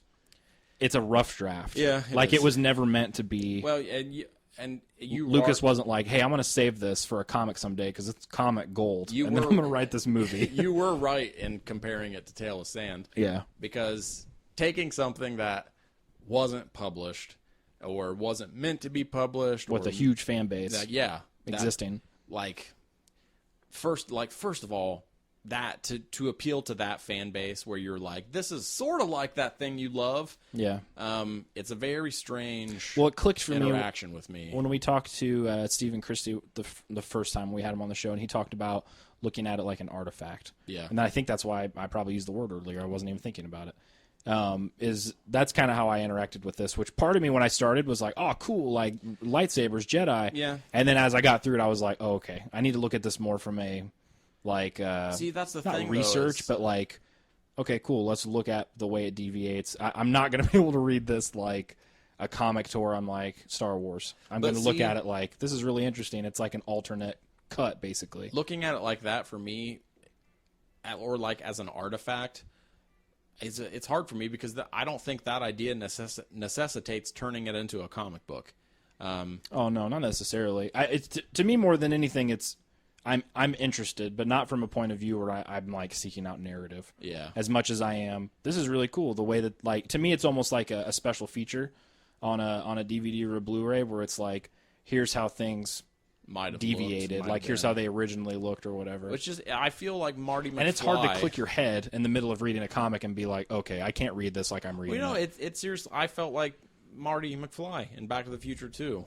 Where it's like... Slightly different. Well, yeah, like my mom's sitting on the bed, and I'm like, what's wrong? And she's like, we're back on the 57th floor. And I'm like, what? Anakin Starkiller? What the fuck? Like, it's hard. That's one good decision he made. Having a Skywalker and a Star Killer to me, for some reason, felt really confusing. I don't know if it's because... It was. Because, and they talk to each other to where it's like... they're like, hey, what's up, Skywalker? And he's like, what's up, Starkiller? And the first time I read it, I had a moment where I was like, that's the same word. They're both named the same thing. And then it clicked. I was like, okay, it's not. But for some reason, it seemed like they were like, what's up, Hopkins? And the other one was like, what's up, Hapkins? Like, it sounded so close to me. Read the Star Wars where everyone is Anakin Starwalker. They have just combined the names. It's a very interesting concept to take that script and to turn it into this. I think I might react or interact with it pretty similarly to how I did with Tale of Sand.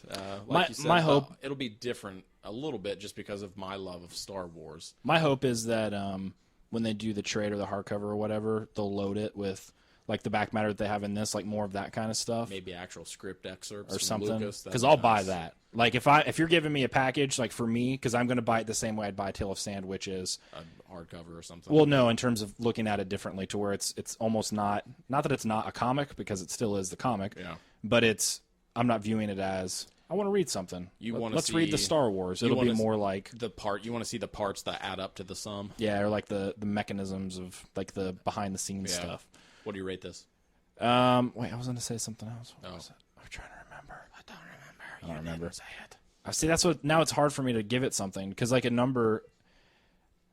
Because I'm going to give it a 5. No, I'm going to give it a 4.5. Yeah. But that's from a point of view of like reading it as a comic in terms of like a narrative. Yeah. Which is tough because not a lot there. Well, I think there's too much there. Well, but that's the thing. Like, how am I supposed to look at this knowing that it's a rough draft and being like, it says it on the cover and on the inside cover, it's like based off an early rough draft. Yeah. So at that point, I'm like, all right, cool. I know what I'm getting into. But then at the other time, I'm like, well, for me to say that it's bad, like, I mean, yeah, it's not that great, but they know that, I think, to a certain extent. Like, they're not sitting there telling you, like, you know, this newly discovered gem. But they're like, it's a rough draft. It makes me wonder what kind of rough draft we're dealing with, and if they went into it saying, let's... In my head, it's a treatment. Well, like, it's not even a script. Let's round this out. Like, let's fill it. Yeah.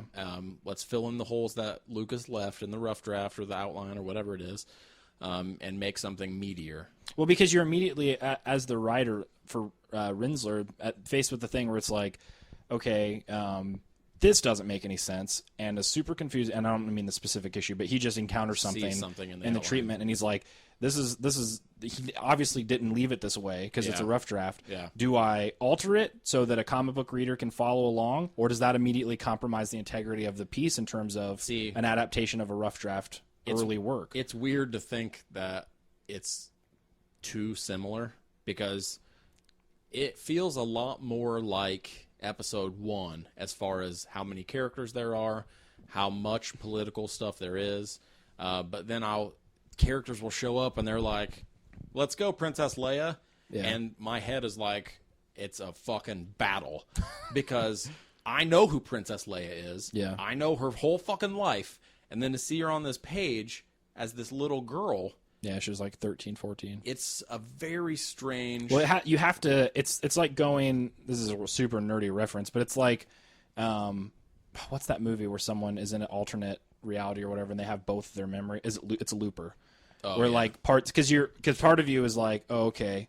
And then you start making all these connections, or at least I did. I'm sure you did, 2 connections in your head to where it's like, okay, when is she going to find out that those really aren't her parents? And then I'm like, oh, no, wait, no, they might be. Like, you have to kind of rewrite everything that you know. It's like seeing Vader and having him be there's probably I don't know if there is, but it doesn't seem to be any connection. He's a completely different character than Anakin Starkiller. Yeah. And then like that dude's name is Luke Skywalker. It is. Yeah. But Starkiller's Anakin's dad, I forget his name, it's like Dane Starkiller or something.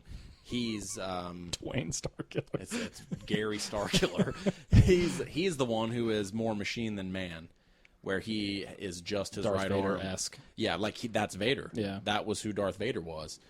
Which, speaking of that, before we move on, I saw... Wait, that's the opposite of Vader, though, wasn't it? Is it only his head and arm that are human? No. Like that dude in the comic, I mean? Yeah, he says that. Yeah. So I'm only... My head and my right arm are but all Vader that's was left. like only robot on like, what, his arm and his leg? He had one leg chopped off below the knee, one arm chopped off from the elbow down, and then just got the fuck burn out of him. Yeah. So his body was... There was still a lot of like meat left in it, so to speak. So does he have his organs?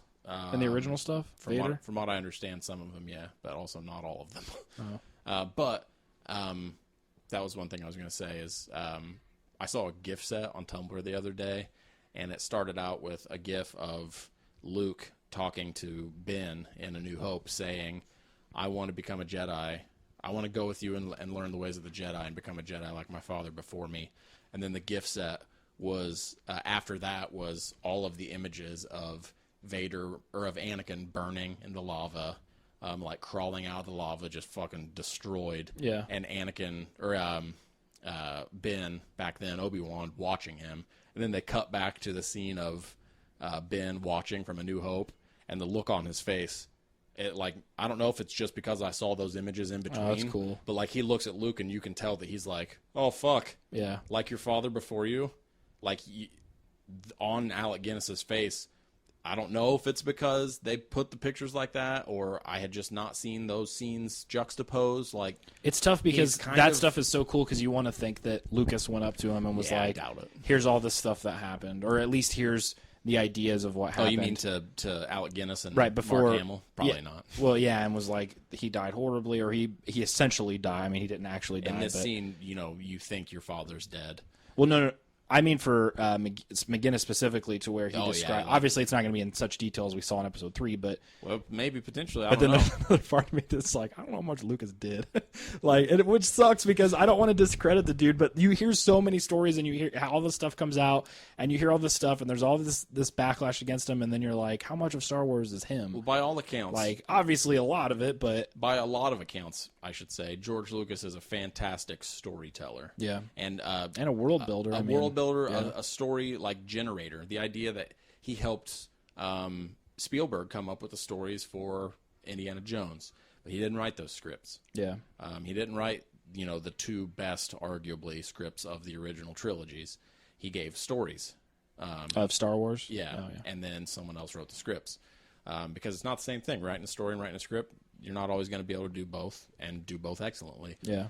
But I know that he had that in his mind for a really long time, because I found out about how Vader became that way fucking before Episode 1 ever came out. Like, I had read something, either that George Lucas had published, either in the Star Wars Insider, which I have about 100 issues of in that a a trunk magazine? somewhere. It is, yeah. I remember when I saw the very first picture of a Naboo fighter. Oh, I remember that now. I was like, oh, God. Was that from Episode 1? Yeah. Like, oh, okay. So it was Yeah. like early concept art. Oh, yeah. No, like the actual Naboo fighter. Oh. Like from set. Yeah. Like, it was such a strange concept to me that it was going to be real. Dude, this is so weird, too. After I listened to that, what's his last name? Peter? Serafinowicz. After I listened to that podcast, he was talking about, and I remember this to an extent, like when the trailer first came out. I might be pronouncing it wrong. I don't know, whatever. When the trailer first came out for Episode 1, how much people were freaking out. And I remember sitting at my computer waiting for it to load and Yeah. stuff. Oh, yeah. Because it was 1998 or Yeah. 99. You had to dial up and wait.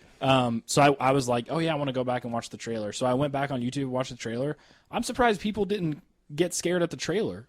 And he was talking about how people were like so pumped by the trailer. There's a ton of Jar Jar in that trailer. Well, a ton of him. but you... And him saying, not just him saying stuff. Well, no, I know, but like thinking about it out of context, like we had no idea what he was. Like there was nothing to base anything on as far as him. Yeah. Like when you see because him the first time I watched it, when I found it on YouTube, I went and I was like, this can't be it. This has got to be a fan trailer or something. But yeah, that was it. I give it a 5. I give it a 4.5 in terms of comic, but I'm super interested in it. I guess it's one of those things, kind of like, that's what I was going to say. It's kind of like that Django Unchained comic. I read the first issue of it. And we were like, this is the movie. Yeah, well, there was some stuff that was different, but I didn't dislike it. Yeah. But it was something where it was like, when it comes out in trade, I'm going to buy it. Yeah. Because Well, it's obviously in terms quality. of like, It's a quality book. And this in terms of, especially with the art, like it's well done, it's polished, but it's something that I would rather own. And then after I watch Star Wars, I would be in that mood to where I'm like, all right, I want to go look at that book. It's just such a weird concept, like Django's the same way. that they would obviously they feel they need to do it either because they're losing the license, and and this was their last hurrah before they lose the license. Well, they haven't said specifically yet. I don't think they have either. Yeah. I don't know if it's going to happen. I prognosticate that it will. Yeah, I hope not. Because They do a good job. if Disney buys something for $4 billion, they probably want to get as much out of it as they can. Well, Disney has their own comics. They do. So I don't know if that's what they were doing. It just seems very unnecessary, but also like a cool idea. Yeah. I'll read probably all of the issues, depending on. I just know now how they turn out. how to change the lens that I read it with. It's Because going into it, I was like, "Sweet Star Wars," Star Wars. and then in the middle, I was like, "Bored, This so is bored." not Star Wars. Okay, next book up. I got a tough time with this book. God is Dead. This is an Avatar book. It is co-written by Jonathan Hickman and Mike Costa. Art is by D. Amorim. Die? It's D.I. Amorim. Let's say Amorim. Die. Emergy? We look up and see if Die Amorim is a woman or a man. My guess is... Did you say totes? Don't bother. Go ahead and cut leave. your own head off and bleed out on the couch. It also says in the front credits, God is Dead, created by Jonathan Hickman, which kind of freaks me out because I'm like, oh, he's helping him write the first couple issues, and then this is going to be a Mike Costa book. I fucking hate this book. I didn't hate it, but I didn't really like it. The idea, I think, is awesome. The execution, I was super, super bored. And the art, I didn't think was very good at all. I thought the art was pretty bad. It looks like a... all right, look. This is gonna sound very mean. I know exactly what you're gonna say. What am I say? I don't want to say it before you, but because I might be wrong, and do you then think I'll it's- be the dick. I want you to be the dick. Just tell me. Blue Water. Oh, no. Although it does look like a Blue Water book. Yep. See, I did it. No, that's not what I was going to say. It looks like a Christian comic book. Oh, you're right. It reminds me of a Christian comic book, You mean which I used to read a lot of when I was younger. The religion. Not a lot of, but like, yeah. Because like growing up, there was one comic called Archangels that I always thought was really cool. Huh? It's a dude. But Emergy says that it is a dude. the art isn't. It's not awful. Horrendous. No. It's just very generic. It is really, really generic. There's not a lot of motion. It's all very static. The last like 3 or 4 pages were my favorite, where it's basically you find out, and this was my understanding because I had a tough time reading it, is that all of the gods of all religions are coming back to Earth to just like Well, that's not even true. pillage and stuff, right? Because if it was of all religions, then fucking Yahweh would be there. Well, I mean, it's not just the Roman gods. It's multiple. Well, it's not see- literally every single religion. Well, no, but that's what's confusing is Norse gods of myth show up, Greek mythological gods show up, but then like Egyptian, Vishnu, yeah, Hindu, and like those gods, I don't Loki know. and Thor. I don't have enough knowledge about those religions to know whether or not those are seen as myths or if there are people who still practice religions that deal with Vishnu to this day. I think so. Yeah, it's Hinduism, I'm pretty sure. See, so then the idea that the rest of these mythological gods live alongside Hindu gods? Well, I've got a feeling that, I mean, it's based off of my limited knowledge of this stuff, which is fairly recent because I had to take, it was like one of the last classes I took at Ball State. Yeah. It is in their religion, but based off the way I interpreted it when I was studying it, Yeah. it wasn't so much to where it was like practice, like, and this is going off of my understanding. Like so if I'm wrong, I could be praying completely towards wrong. Vishnu or Krishna. Right. Like it would almost be like how people would probably view Like Muhammad or for Jesus for or Christians. like Moses or Yeah. something like that. I mean, some of them were like they had like 6 arms and were like there was an elephant god and stuff like that. I think one of my I've got a feeling that like capital G Yahweh God is going to show up at some point too. maybe. That's my guess. I won't know because I won't read any more of it. I was really bored by it. The concept and the I don't think Hickman wrote it by himself. I mean, he didn't. Well, I know, but I mean, like, I don't think he did much more than plant the concept because it does not, it doesn't read like a Hickman not book at all. It doesn't sound like him at all. I think the concept is really, really derivative and not interesting to me. I like the idea that it's different pantheons because at first it seems like it's only going to be like Greco-Roman gods, It's kind of like and it's not. that's Rick Riordan's book, like the Lightning Thief, that Percy Jackson shit. But that's one. It's not just the Greek stuff. They take it from everywhere. Well, no, he All does of it the in gods different show up. series or whatever. But It's just I Well, I mean, before that, it was Sandman. Neil Gaiman did this. Well, no, I know. Same thing. I'm not saying that they're ripping off Rick Riordan. It's just one of those concepts where I'm like, all right, man, I don't need to worry about it. It doesn't really seem that brand new or interesting. And I don't. The name Hickman to me carries weight because he does do those brand new, interesting things. Obviously, brand new is a weird term to throw around because almost nothing is new. Yeah, I'd say I'm in the exact opposite space as you. To me, there's not. And I don't know. This is going to sound not controversial, but like I would have to really try to think. To me, it's not so much as bad concepts as much as bad executions. Like to me, that just telling me that I might be hesitant to the idea, or like I might be kind of what's the word, where you're not expecting the best. Hesitant? I don't know. You said that twice, so let's go with that. That's the word that I want to say, but it's not the word I'm trying to think of. You have said it twice. You've done your job. I might be looking at it and just being like, I don't know. Yeah. But I'm not. I wouldn't write something off. Like I would want to see how it's done. Unfortunately, in this, it's not done well. I went into this wanting to see how it turned out because of Hickman. It's all over the place. The dialogue I don't know is who the very, characters very are. boring. That one guy does look a lot like Einstein. I'm almost convinced purposefully, but I don't know. Who cares?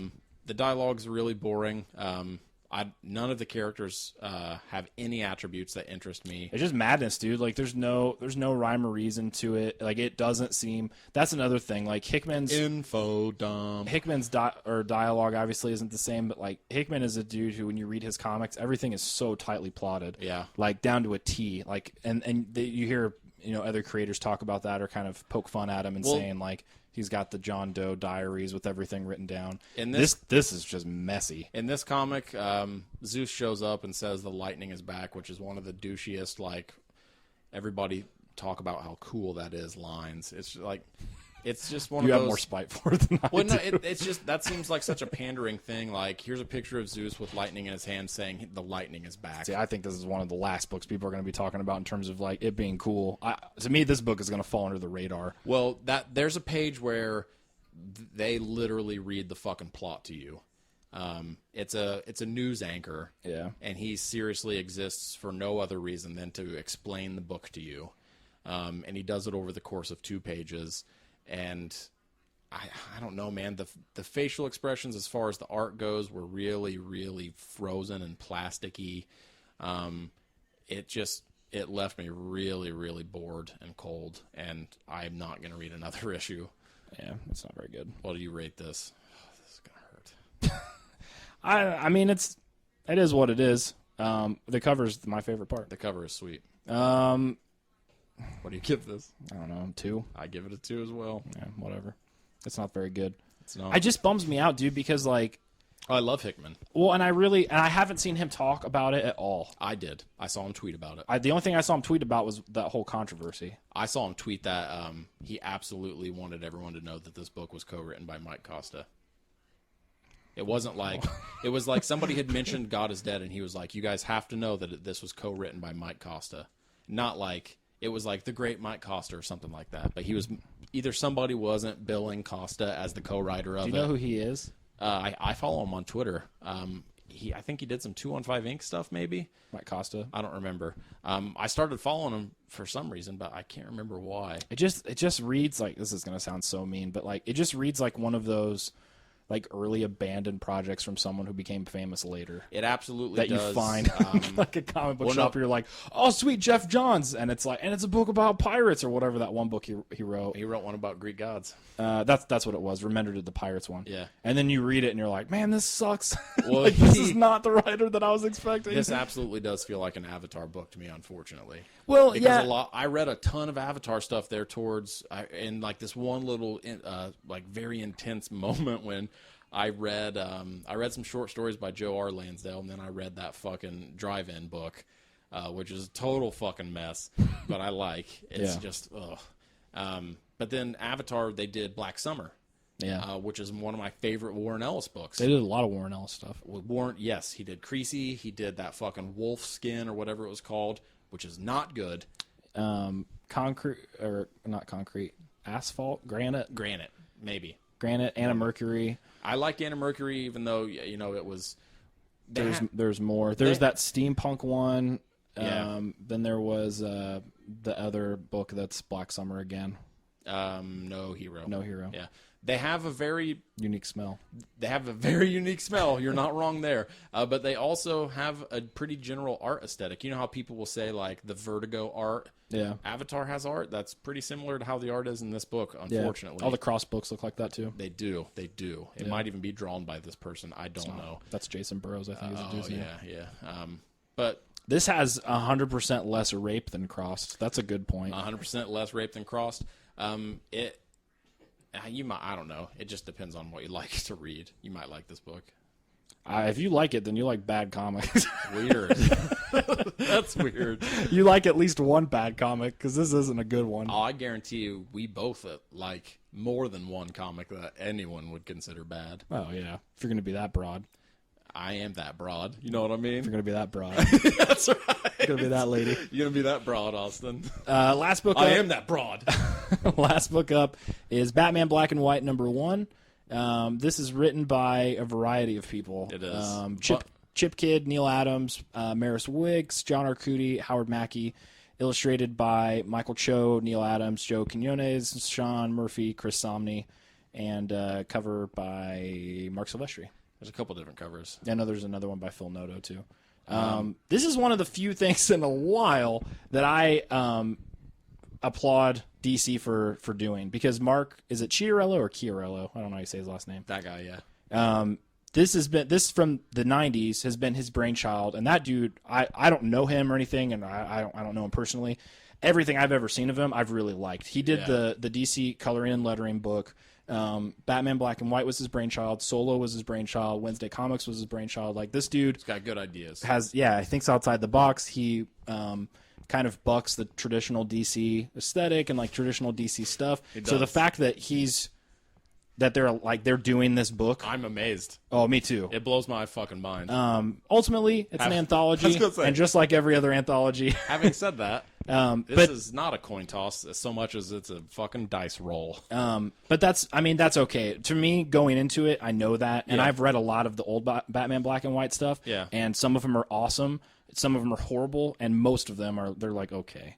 Yeah. And that's kind of how this is, which was fine. I knew that going in. Yeah. The thing that I get excited about is that it's not New 52. Yes. And that's the thing that I didn't think I would see for a really long time from DC, which was everything was part of this new brand. Everything Yeah. was part of this universe, which none of it made any sense. Yeah. And it was just complete like madcap insanity. But yeah, more than anything, And we've got another project that's based on pure like artistic creativity. That this book exists is its biggest achievement. Yeah. That it is there with the content that it has is awesome. Yeah. And I'm really happy that DC is doing it. Yeah. As far as the content of the first issue, it's pretty hit or miss. Yeah, it's okay. I'll keep reading it just because that's the very nature of the book. Oh yeah, you have to come back. It's hit or miss. Yeah. I mean, anthologies are never ever going to be a fucking blazing trail of excellence from from first page to last page. It is statistically impossible. And I have every single one of the Pop Gun anthologies. Yeah. And I do too. there is some fucking amazing stuff in those. I tried to read the first one not too long ago to where I was like, this is going to be one of those things where I'm going to have to like come to it for a little bit, set it down, dude. maybe a couple weeks later come back. Like There I can't is- sit and read it or else I'm going to be disgusted. There is some rancid baby shit in there some places. Some really, really awful stuff. And I don't know that anything in this reaches that depth. Although I think one of them is Which one? the Neil Adams one. It is awful. It sucks. It is so bad. And that's one thing I want to talk about. Oh, let's before we get there. All right, the first one, the story is by Chip Kidd. It's very, very average. I actually really liked it. It's okay. It's not special or unique in any way. absolutely brings nothing to the table other than its artistic aesthetic. The which Michael is Cho is amazing. Art is awesome. It's fantastic. It's really good. Not really black and white. Sort of broke the rules there because there's a lot of blue in this one. No, it's gray tones. It's not. There's no blue. That's sort of bluish to me. I think you're colorblind. That's the color of the first issue of Reproduct, buddy. That's No. exactly how it looks. No, it's not. It sure Reproduct's is. way more. Do you want me to open up a page of Reproduct right now? Do it. Do you really want me to? Do it. All right. Open it up. It's going to be not thrilling for the listeners. It's going to be thrilling for me because you're going to be so wrong and dumb. Oh. It's basically a story of Batman gets teleported to Korea by the Joker. He does. And Robin basically is trying to find him. And Robin's a young Robin. Well, he's like 12. It has a very 60s TV show feel. Yeah. Where he's working within that. I don't really think that's too... Obviously, it is brighter of a blue in Reproduct. Oh, it's because that's blue and this is gray tones. That's like a darker blue. It's not. It is, man. No, it is. not. That art's the exact same to me. Seriously? That you see the same thing there? No. In terms of color? Obviously not. Well, not obviously. You just told me you did. Well, I think they're from the same color family. All right. I was getting ready to say, red's from the same color family, too. Sort of. That's my argument. Cool, man. The first one, it's all right. I know you love Chip Kid. That doesn't feed into this, though. Design sense. The story, like you said, the story's not special at all. Superman shows up for no fucking reason. It's not special, but it's more than anything. The reason I liked it more than the others is that it's very clear. Yeah. What happens? Yeah. The one thing I don't like, has Superman's spit curl always been drawn specifically to look like an S? Like, is that its purpose? Because in this one panel, that's a fucking S on his forehead. Yeah, it looks like an S there. It is. Right there, it's not. There, it's not. Has that always been the purpose? No, I don't think so. That might just be Michael Cho. Michael Cho's Batman is awesome. I do love Michael Cho's Batman. He's got the short bad ears and the pimp Batman symbol. He's got, like, instead of underwear, he's got, like, shorts. Yeah, like boy shorts. It's kind of a cross between Mazzucchelli's Year One mixed with Year 100, ironically enough. Kind of, yeah. It's pretty cool. I think this one was probably my favorite from an art standpoint. It's my favorite from an art standpoint for sure. Well, yeah, probably. Somni's is good. Somni's is good too. Really crowded. Yeah. Also, I want to talk about the lettering in Somni's. We're going all over the place. All right, so that's the first one. The next one, Neil Adams. It's called Batman Zombie. It's one of the worst things I've ever read. I hated it. It's really, really bad. I stopped trying to pay attention halfway through. I read all of it. So I got to the end. Was he wearing a zombie costume? No, he was dreaming. Oh, so I really didn't need to bother with it then. No, it's worthless. He's dreaming. I don't know if he's dreaming about things that he has already spoken to someone about. Basically, he gets up and he's like, we're going to go talk to some lawyers. Batman's not needed today. It's pointless. Absolutely pointless. A waste of your time as a reader. The best thing they could have done was print this without the word balloons, and it would have been way better. See, dude, that's one thing I wanted to talk to you about. But also, it is it's not clearly inked. Unfinished. Yeah.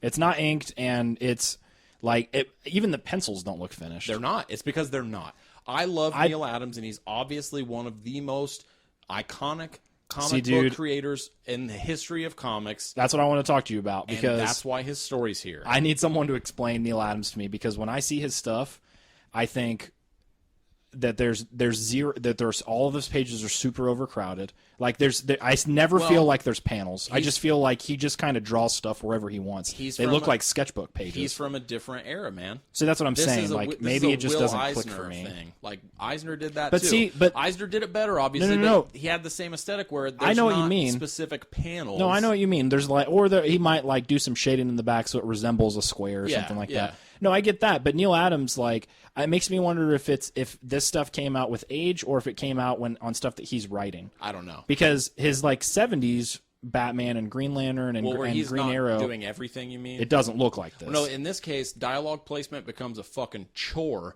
because there are a couple panels. This is the same way that Batman Odyssey comic was. Really? Yeah. You remember that? You know what I'm talking about? It was like it's not too old. Scott Snyder? No. It was a Neil Adams comic where he wrote and drew it. You don't remember that, where Batman's busting out guns and shooting people and stuff? No. It's called Batman Odyssey, and it's supposed to like Comics Alliance, Laura Hudson, and I don't forget who the other person was. They like did an issue by issue breakdown of it, because it's like this. It's just nonsense. Well, respecting him is one thing. Like, obviously, I have mad respect, for Neil Adams, but this is not good. As from an art standpoint, his pencils are obviously accomplished and well done. They're not finished. They're not inked. They look like he handed them in, and then they arranged them, or because they are just straight up pencils. Yeah.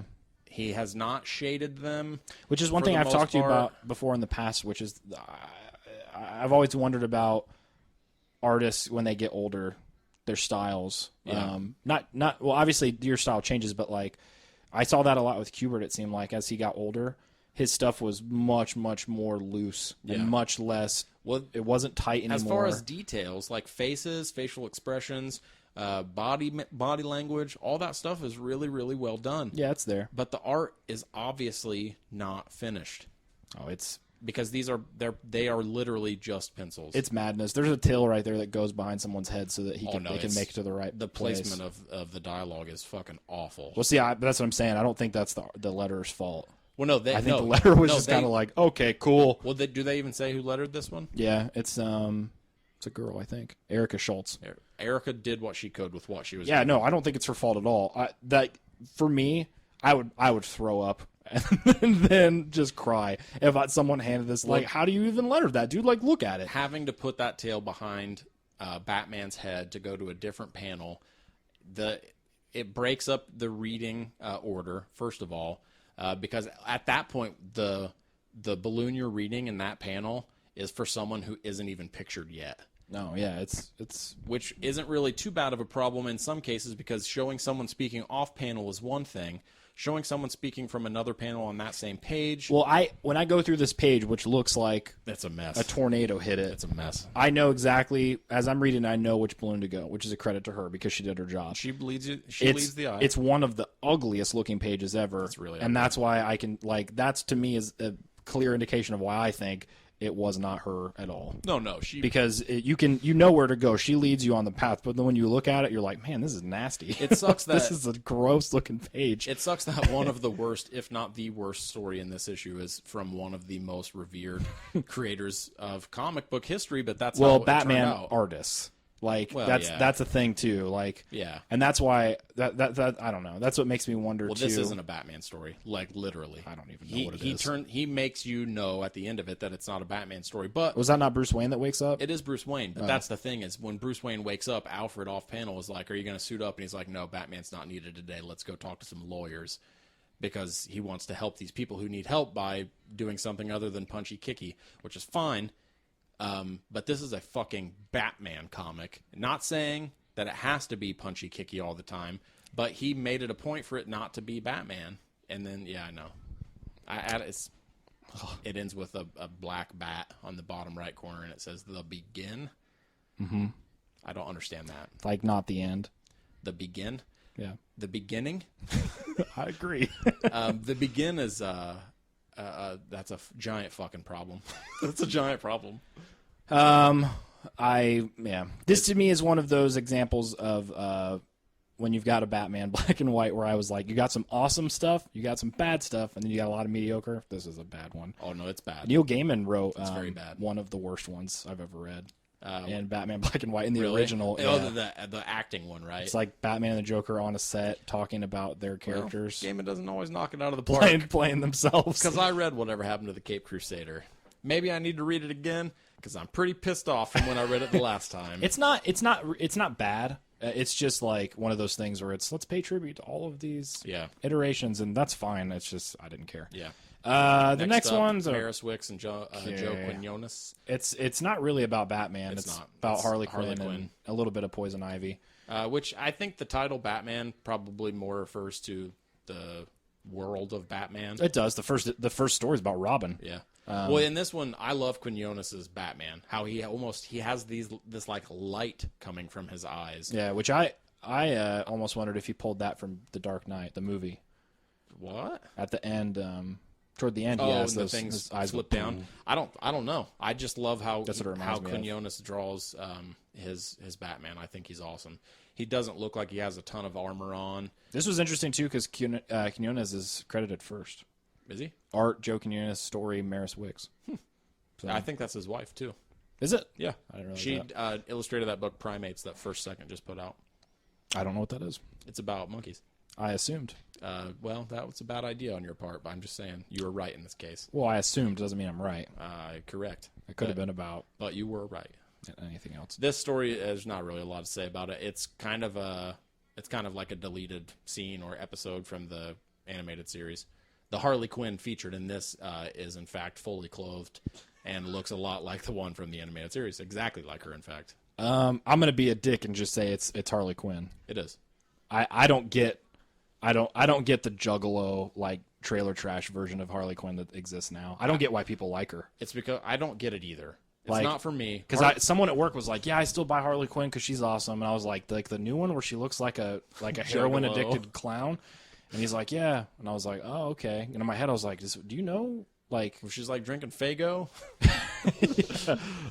I don't get it. she doesn't know how magnets work?" I guess I'm it's very confused. I guess it's because that was her redesign in Arkham City or Arkham Asylum. Arkham Asylum. Yeah, she showed up there, and those games were super successful. And Well, no, I maybe- didn't have a problem with her design. First of all, it doesn't look exactly the same. But second of all, and that game has a different it's a design different aesthetic. world. Yeah, everything has a slightly. So I didn't care different about design. that. Well, for them to carry that over into the comics, that's not my Harley Quinn. Like that's. I just don't get it. Like it's so different. And when I look at it, she's not like Mr. J. Like she's not. None of that has that feel anymore to me. She does say Mr. J in this short story. I appreciate too. it. I did too. Yeah, it's okay. I don't have a whole lot to say about it. I didn't hate it, and I definitely didn't like it either. Writing's not bad. There's a couple gigantic word balloons. Holy crap! That probably could have been edited down. Yeah. If for no other reason than I love Joe Quinones's art. I want to see more of it. See, that's the only thing about Batman Black and White, and it applies to this story and the next story as well, that I sometimes don't like is that it's in black and white. Because Quinones' color art It's great. pops, man. I love his art. It so looks much. super good. His stuff is fantastic. Which brings us to the second one, which is illustrated by Sean Murphy, and I am at this point convinced. I theorized in the first issue of Punk Rock Jesus that maybe I just don't like his art in black and white. I think that's basically what it is. Really? I can see it. I know what is what, but Yeah. it looks messy. See, It looks so I like didn't have the same feeling with this lines as I did. cross to me, and I have a hard time concentrating on like There were a depth couple and panels, stuff like that. There were a couple panels here where I was like, "What am I looking at?" But for the most part, I had a much easier time piecing together what all I was seeing in this than I did in the issues of Punk Rock Jesus that I read. It's not as bad as Punk Rock Jesus, but like I just want a Hollingsworth in there coloring it like he usually does, because that to me brings out Sean Murphy stuff. Also, there's some faces that didn't look very good in this. To me, I almost felt like this was older art. It might have been. He might have done this a long fucking time ago. It's hard telling, buddy. It's the concept and art is by Sean Murphy. The script is by John Arcudi. And the concept's one of those like kind of cute things. Batman loves driving. About halfway through, I tuned out. You didn't really miss a whole lot. I don't know what it's about. I couldn't tell you. It's about Batman loving driving his car fast, and after he had this like breakneck race with a villain, his car was like, "Your car is 100% okay," and he was like, "How could it be okay? I drove it so hard." So then he breaks it with a wrench. You see, that's off panel, but that's what you are led to know. Who breaks it with a wrench? Batman does. He breaks it so he can go home and fix it. That's the plot. Why? Because he wants to do work on his car, I guess. Does Bruce Wayne like fixing cars? Apparently, I guess. Alfred is like, I don't get it. Alfred's like, "I'm going to heat up the whirlpool for you, sir." And Bruce Wayne's like, For them together? "Yeah." He's like, Now I'm interested. He's like, "I'm going to have my trunks on my head, and not the one you're thinking of, Bruce." No, it's everybody like that. Not the one. So my two dicks. He's talking about his trunks. The dick on my back. Okay. No, Bruce is like, I'm okay right here, Alfred. So, like, it's one of those things where, like, obviously Batman has something else that he can get rest or peace out of, and it is that he is fixing his car. Like, he gets off on fixing his car. Not that way. That's really boring to me, and I don't care. I like the Batmobile. The action in it's neat. This is another one. That's seriously so boring. I know. Has anyone ever thought about that and been like that's not revolutionary to where I'm like, oh, that's cool. I'm just like, who cares? I agree with you, but also in a scenario like this, a Batman Black and White scenario where you're literally having to write a story that is either 8 pages long, 6 pages long, 10 if you're fucking lucky. Yeah. The concepts you're going to be able to pull off in that short amount of time become limited quickly. Yeah. So in this case, I think Murphy definitely didn't, or Arcudi and Murphy, they didn't execute the most deep story within this book, but also that is a concept that fucking the definition of it changes so drastically, because making something deep within 7 pages is a goddamn battle. Yeah. And I don't know if that's what Neil Adams' goal was or not, but holy shit did he miss the mark if that was the case, because it didn't make any sense. This one made sense. Like, I could explain to you what it was. Batman really likes fixing his car and like finds some sort of peace That's so boring. within fixing his car. All right. Like, I think this one, I wasn't being a dick. I really do like the design of Murphy's Batmobile. it's neat. Yeah, it reminds me a lot of the Tumbler from the Nolan movies. See, it reminds like, me mixed in with a couple other. It reminds me of a iterations. flat, like right there. It reminds me of a flat animated series. What's like a flat animated Batmobile. series with the two front wheels from the Tumbler. Oh, with yeah, the I guess it does have with that. the Burton like thing on the front of it. He's taken these parts, like from, turbine looking yeah, thing? from all these separate Batmobiles and sort of molded them together, and it looks really good. As far as the story, this one was probably the most coherent to me. Because even Chip Kids was like... See, Chip Kids I got right away. Well, this Chip one I Kids, was like... He whoa. makes it seem like the Joker transported him somewhere unreachable, and then they're like, "Oh, you were in Korea," and I was like, More "You than made it anything, seem like he sent you to a fucking alternate universe, Korea. thought Which that- side of the fucking Korean line was he on?"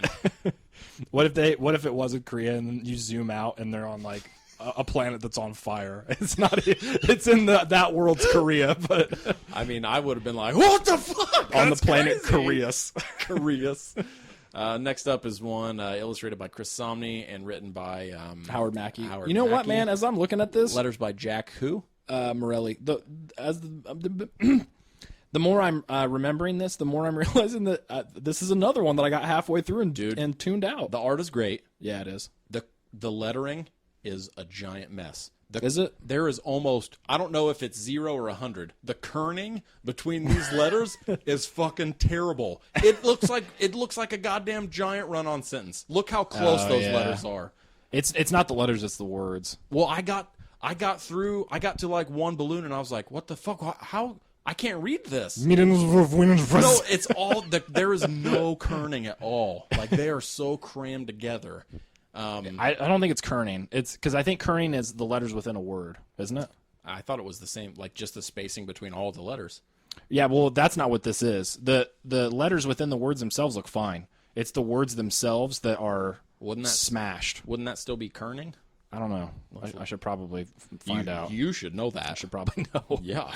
I know how to change it in Illustrator, but I don't know what I'm doing.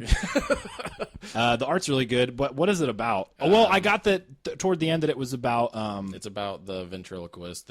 which I love him. They took his dummy and they cut him up into pieces, and then he was going crazy cutting the people who did that to him up into pieces. Oh, okay. I don't know, man. That's a sweet Batmobile. It is a sweet Batmobile.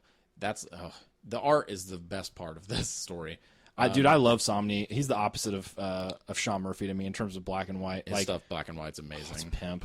I don't know. I don't know if it's suffering because of the constraints that the anthology format gives to it, or if it's just suffering because Well, you know what, man? they're Realistically, trying to deliver too much. and I'm not trying to knock all these dudes because they're all pros, obviously, and I don't want to take it away. It's going to be a pretty subjective take, Yeah.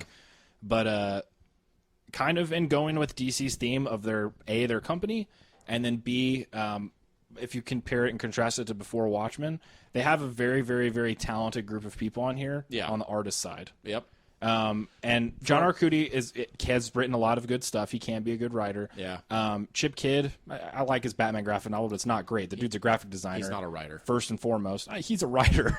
Well, he's not. That's mainly, not my he's not profession. Yeah, mainly he's a written writer. 2 novels. Like the dude he can write, but it's not. Yeah, it's the Michael Cho, Chris Somney, Sean Murphy, Neil Adams, Joe Quinones. Joe Quinones. I mean, like the clear, like to me, the standout stuff in here are the artists. I think it's because this format favors the art. Yeah, and that's fine. I think that's the last one, right? Yeah. Yeah, it So is. like, and the next issue it says stories by Dan DiDio and J.G. Jones. Who cares? J.G. Jones is all I care about there. Yeah. Rafael Grampa. Oh, sweet babies. Boners. Raphael Raphael Albuquerque, Albuquerque. Jeff Lemire, and Alex Nino, Michael Uslan, and David Bullock. So I mean, there's some talent there. Again, from what it looks like, heavy on the artist side. No, all of the names that stand out to me there are artists. We'll see the thing that says Jeff Lemire and Alex Nino. That makes me think Jeff Lemire didn't draw it. He wrote it. He might not have. So I don't know. I'm excited to read the next issue. This is an anthology that I've always enjoyed and been excited about, but you have to read it knowing it's an anthology and you have a mixed bag. Yeah. Like, you got to know that going in. These would be very good issues to borrow. Yeah, from a friend. Well, I mean, it just depends on what you want going in. I mean, because if you want a lot of great art, like, you're going to get it. This is the book for you. But in terms of, like, you just got to know what you're getting into. As far as returns, it's kind of hard to, like, review it because there's so much different content in there. Overall, so review as a whole is kind of weird. Yeah, overall, I would give the book probably like a 4.5. I would probably give it a little bit higher than that. But, I mean, more than anything, I would just say, if it is something that interests you, and you're a big visual, like, art person, then definitely check it out. If you want, it's heads and shoulders above the majority in terms of Sonic and Tails above Sonic and Kunkley's. Head and shoulders above, in my opinion, almost everything else DC is doing in terms of just like a good idea. Yeah, like a creative endeavor or whatever. Yeah, not letting the like new aim of the company. Yeah, there's no pin them in. Yeah, no, they can just tell stories. If you're an artist and you're looking for some kind of, which in this case they're not that interesting. Yeah. But like if you're looking for inspiration or something that you can look at and get ideas from, or just to see something beautiful. Yeah, this is a good and the old idea stuff too. Same way. Like I would have the same comments on the old volumes. Yeah, which is like art, like the story in that it's sometimes good. Yeah, but for the most part, it's just a punch to the kick of art.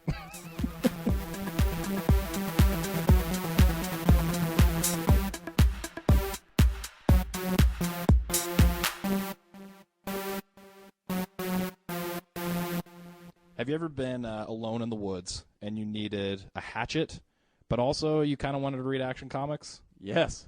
That's happened to me, only it was kind of a similar situation. I was in the desert, and I needed Ultimate Spider-Man. Yes. Luckily, DCBS was there for me. Discount Comic Book Service. You can find them on dcbservice.com. Yes. Online. They will throw out parachutes of supplies and comics, little like parcels like in Lost where they drop food onto the island. Is that your line? No. Okay. And get you with your comic book fixins. They will. DCBservice.com. You can get so much awesome stuff on there for discounted prices. A lot of really good prices. Anything you can think of. If you want to buy that gross Catwoman issue, they got it. That is there. If you want to read it, they're going to charge you for it, but they'll charge you like half off for it. They will give you a really good deal on it. You can also follow them on Twitter. DCB Service, yeah. DCB Service is their Twitter handle. If you're in the Fort Wayne, Indiana area, stop by their store. We've already told some hilarious stories about stopping in there. Like they'll punch you if you want them to. We've said a lot of really funny high things. five. Seriously, if you go in there, we'll play it straight this time. They'll have a conversation with you and talk to you. They'll talk to you. They'll be nice. They'll sell you some comics, and then right after you leave, you can go to the Chinese place that's next door. Yeah, it's great food. We almost always go there. We always do. Go to DCBS.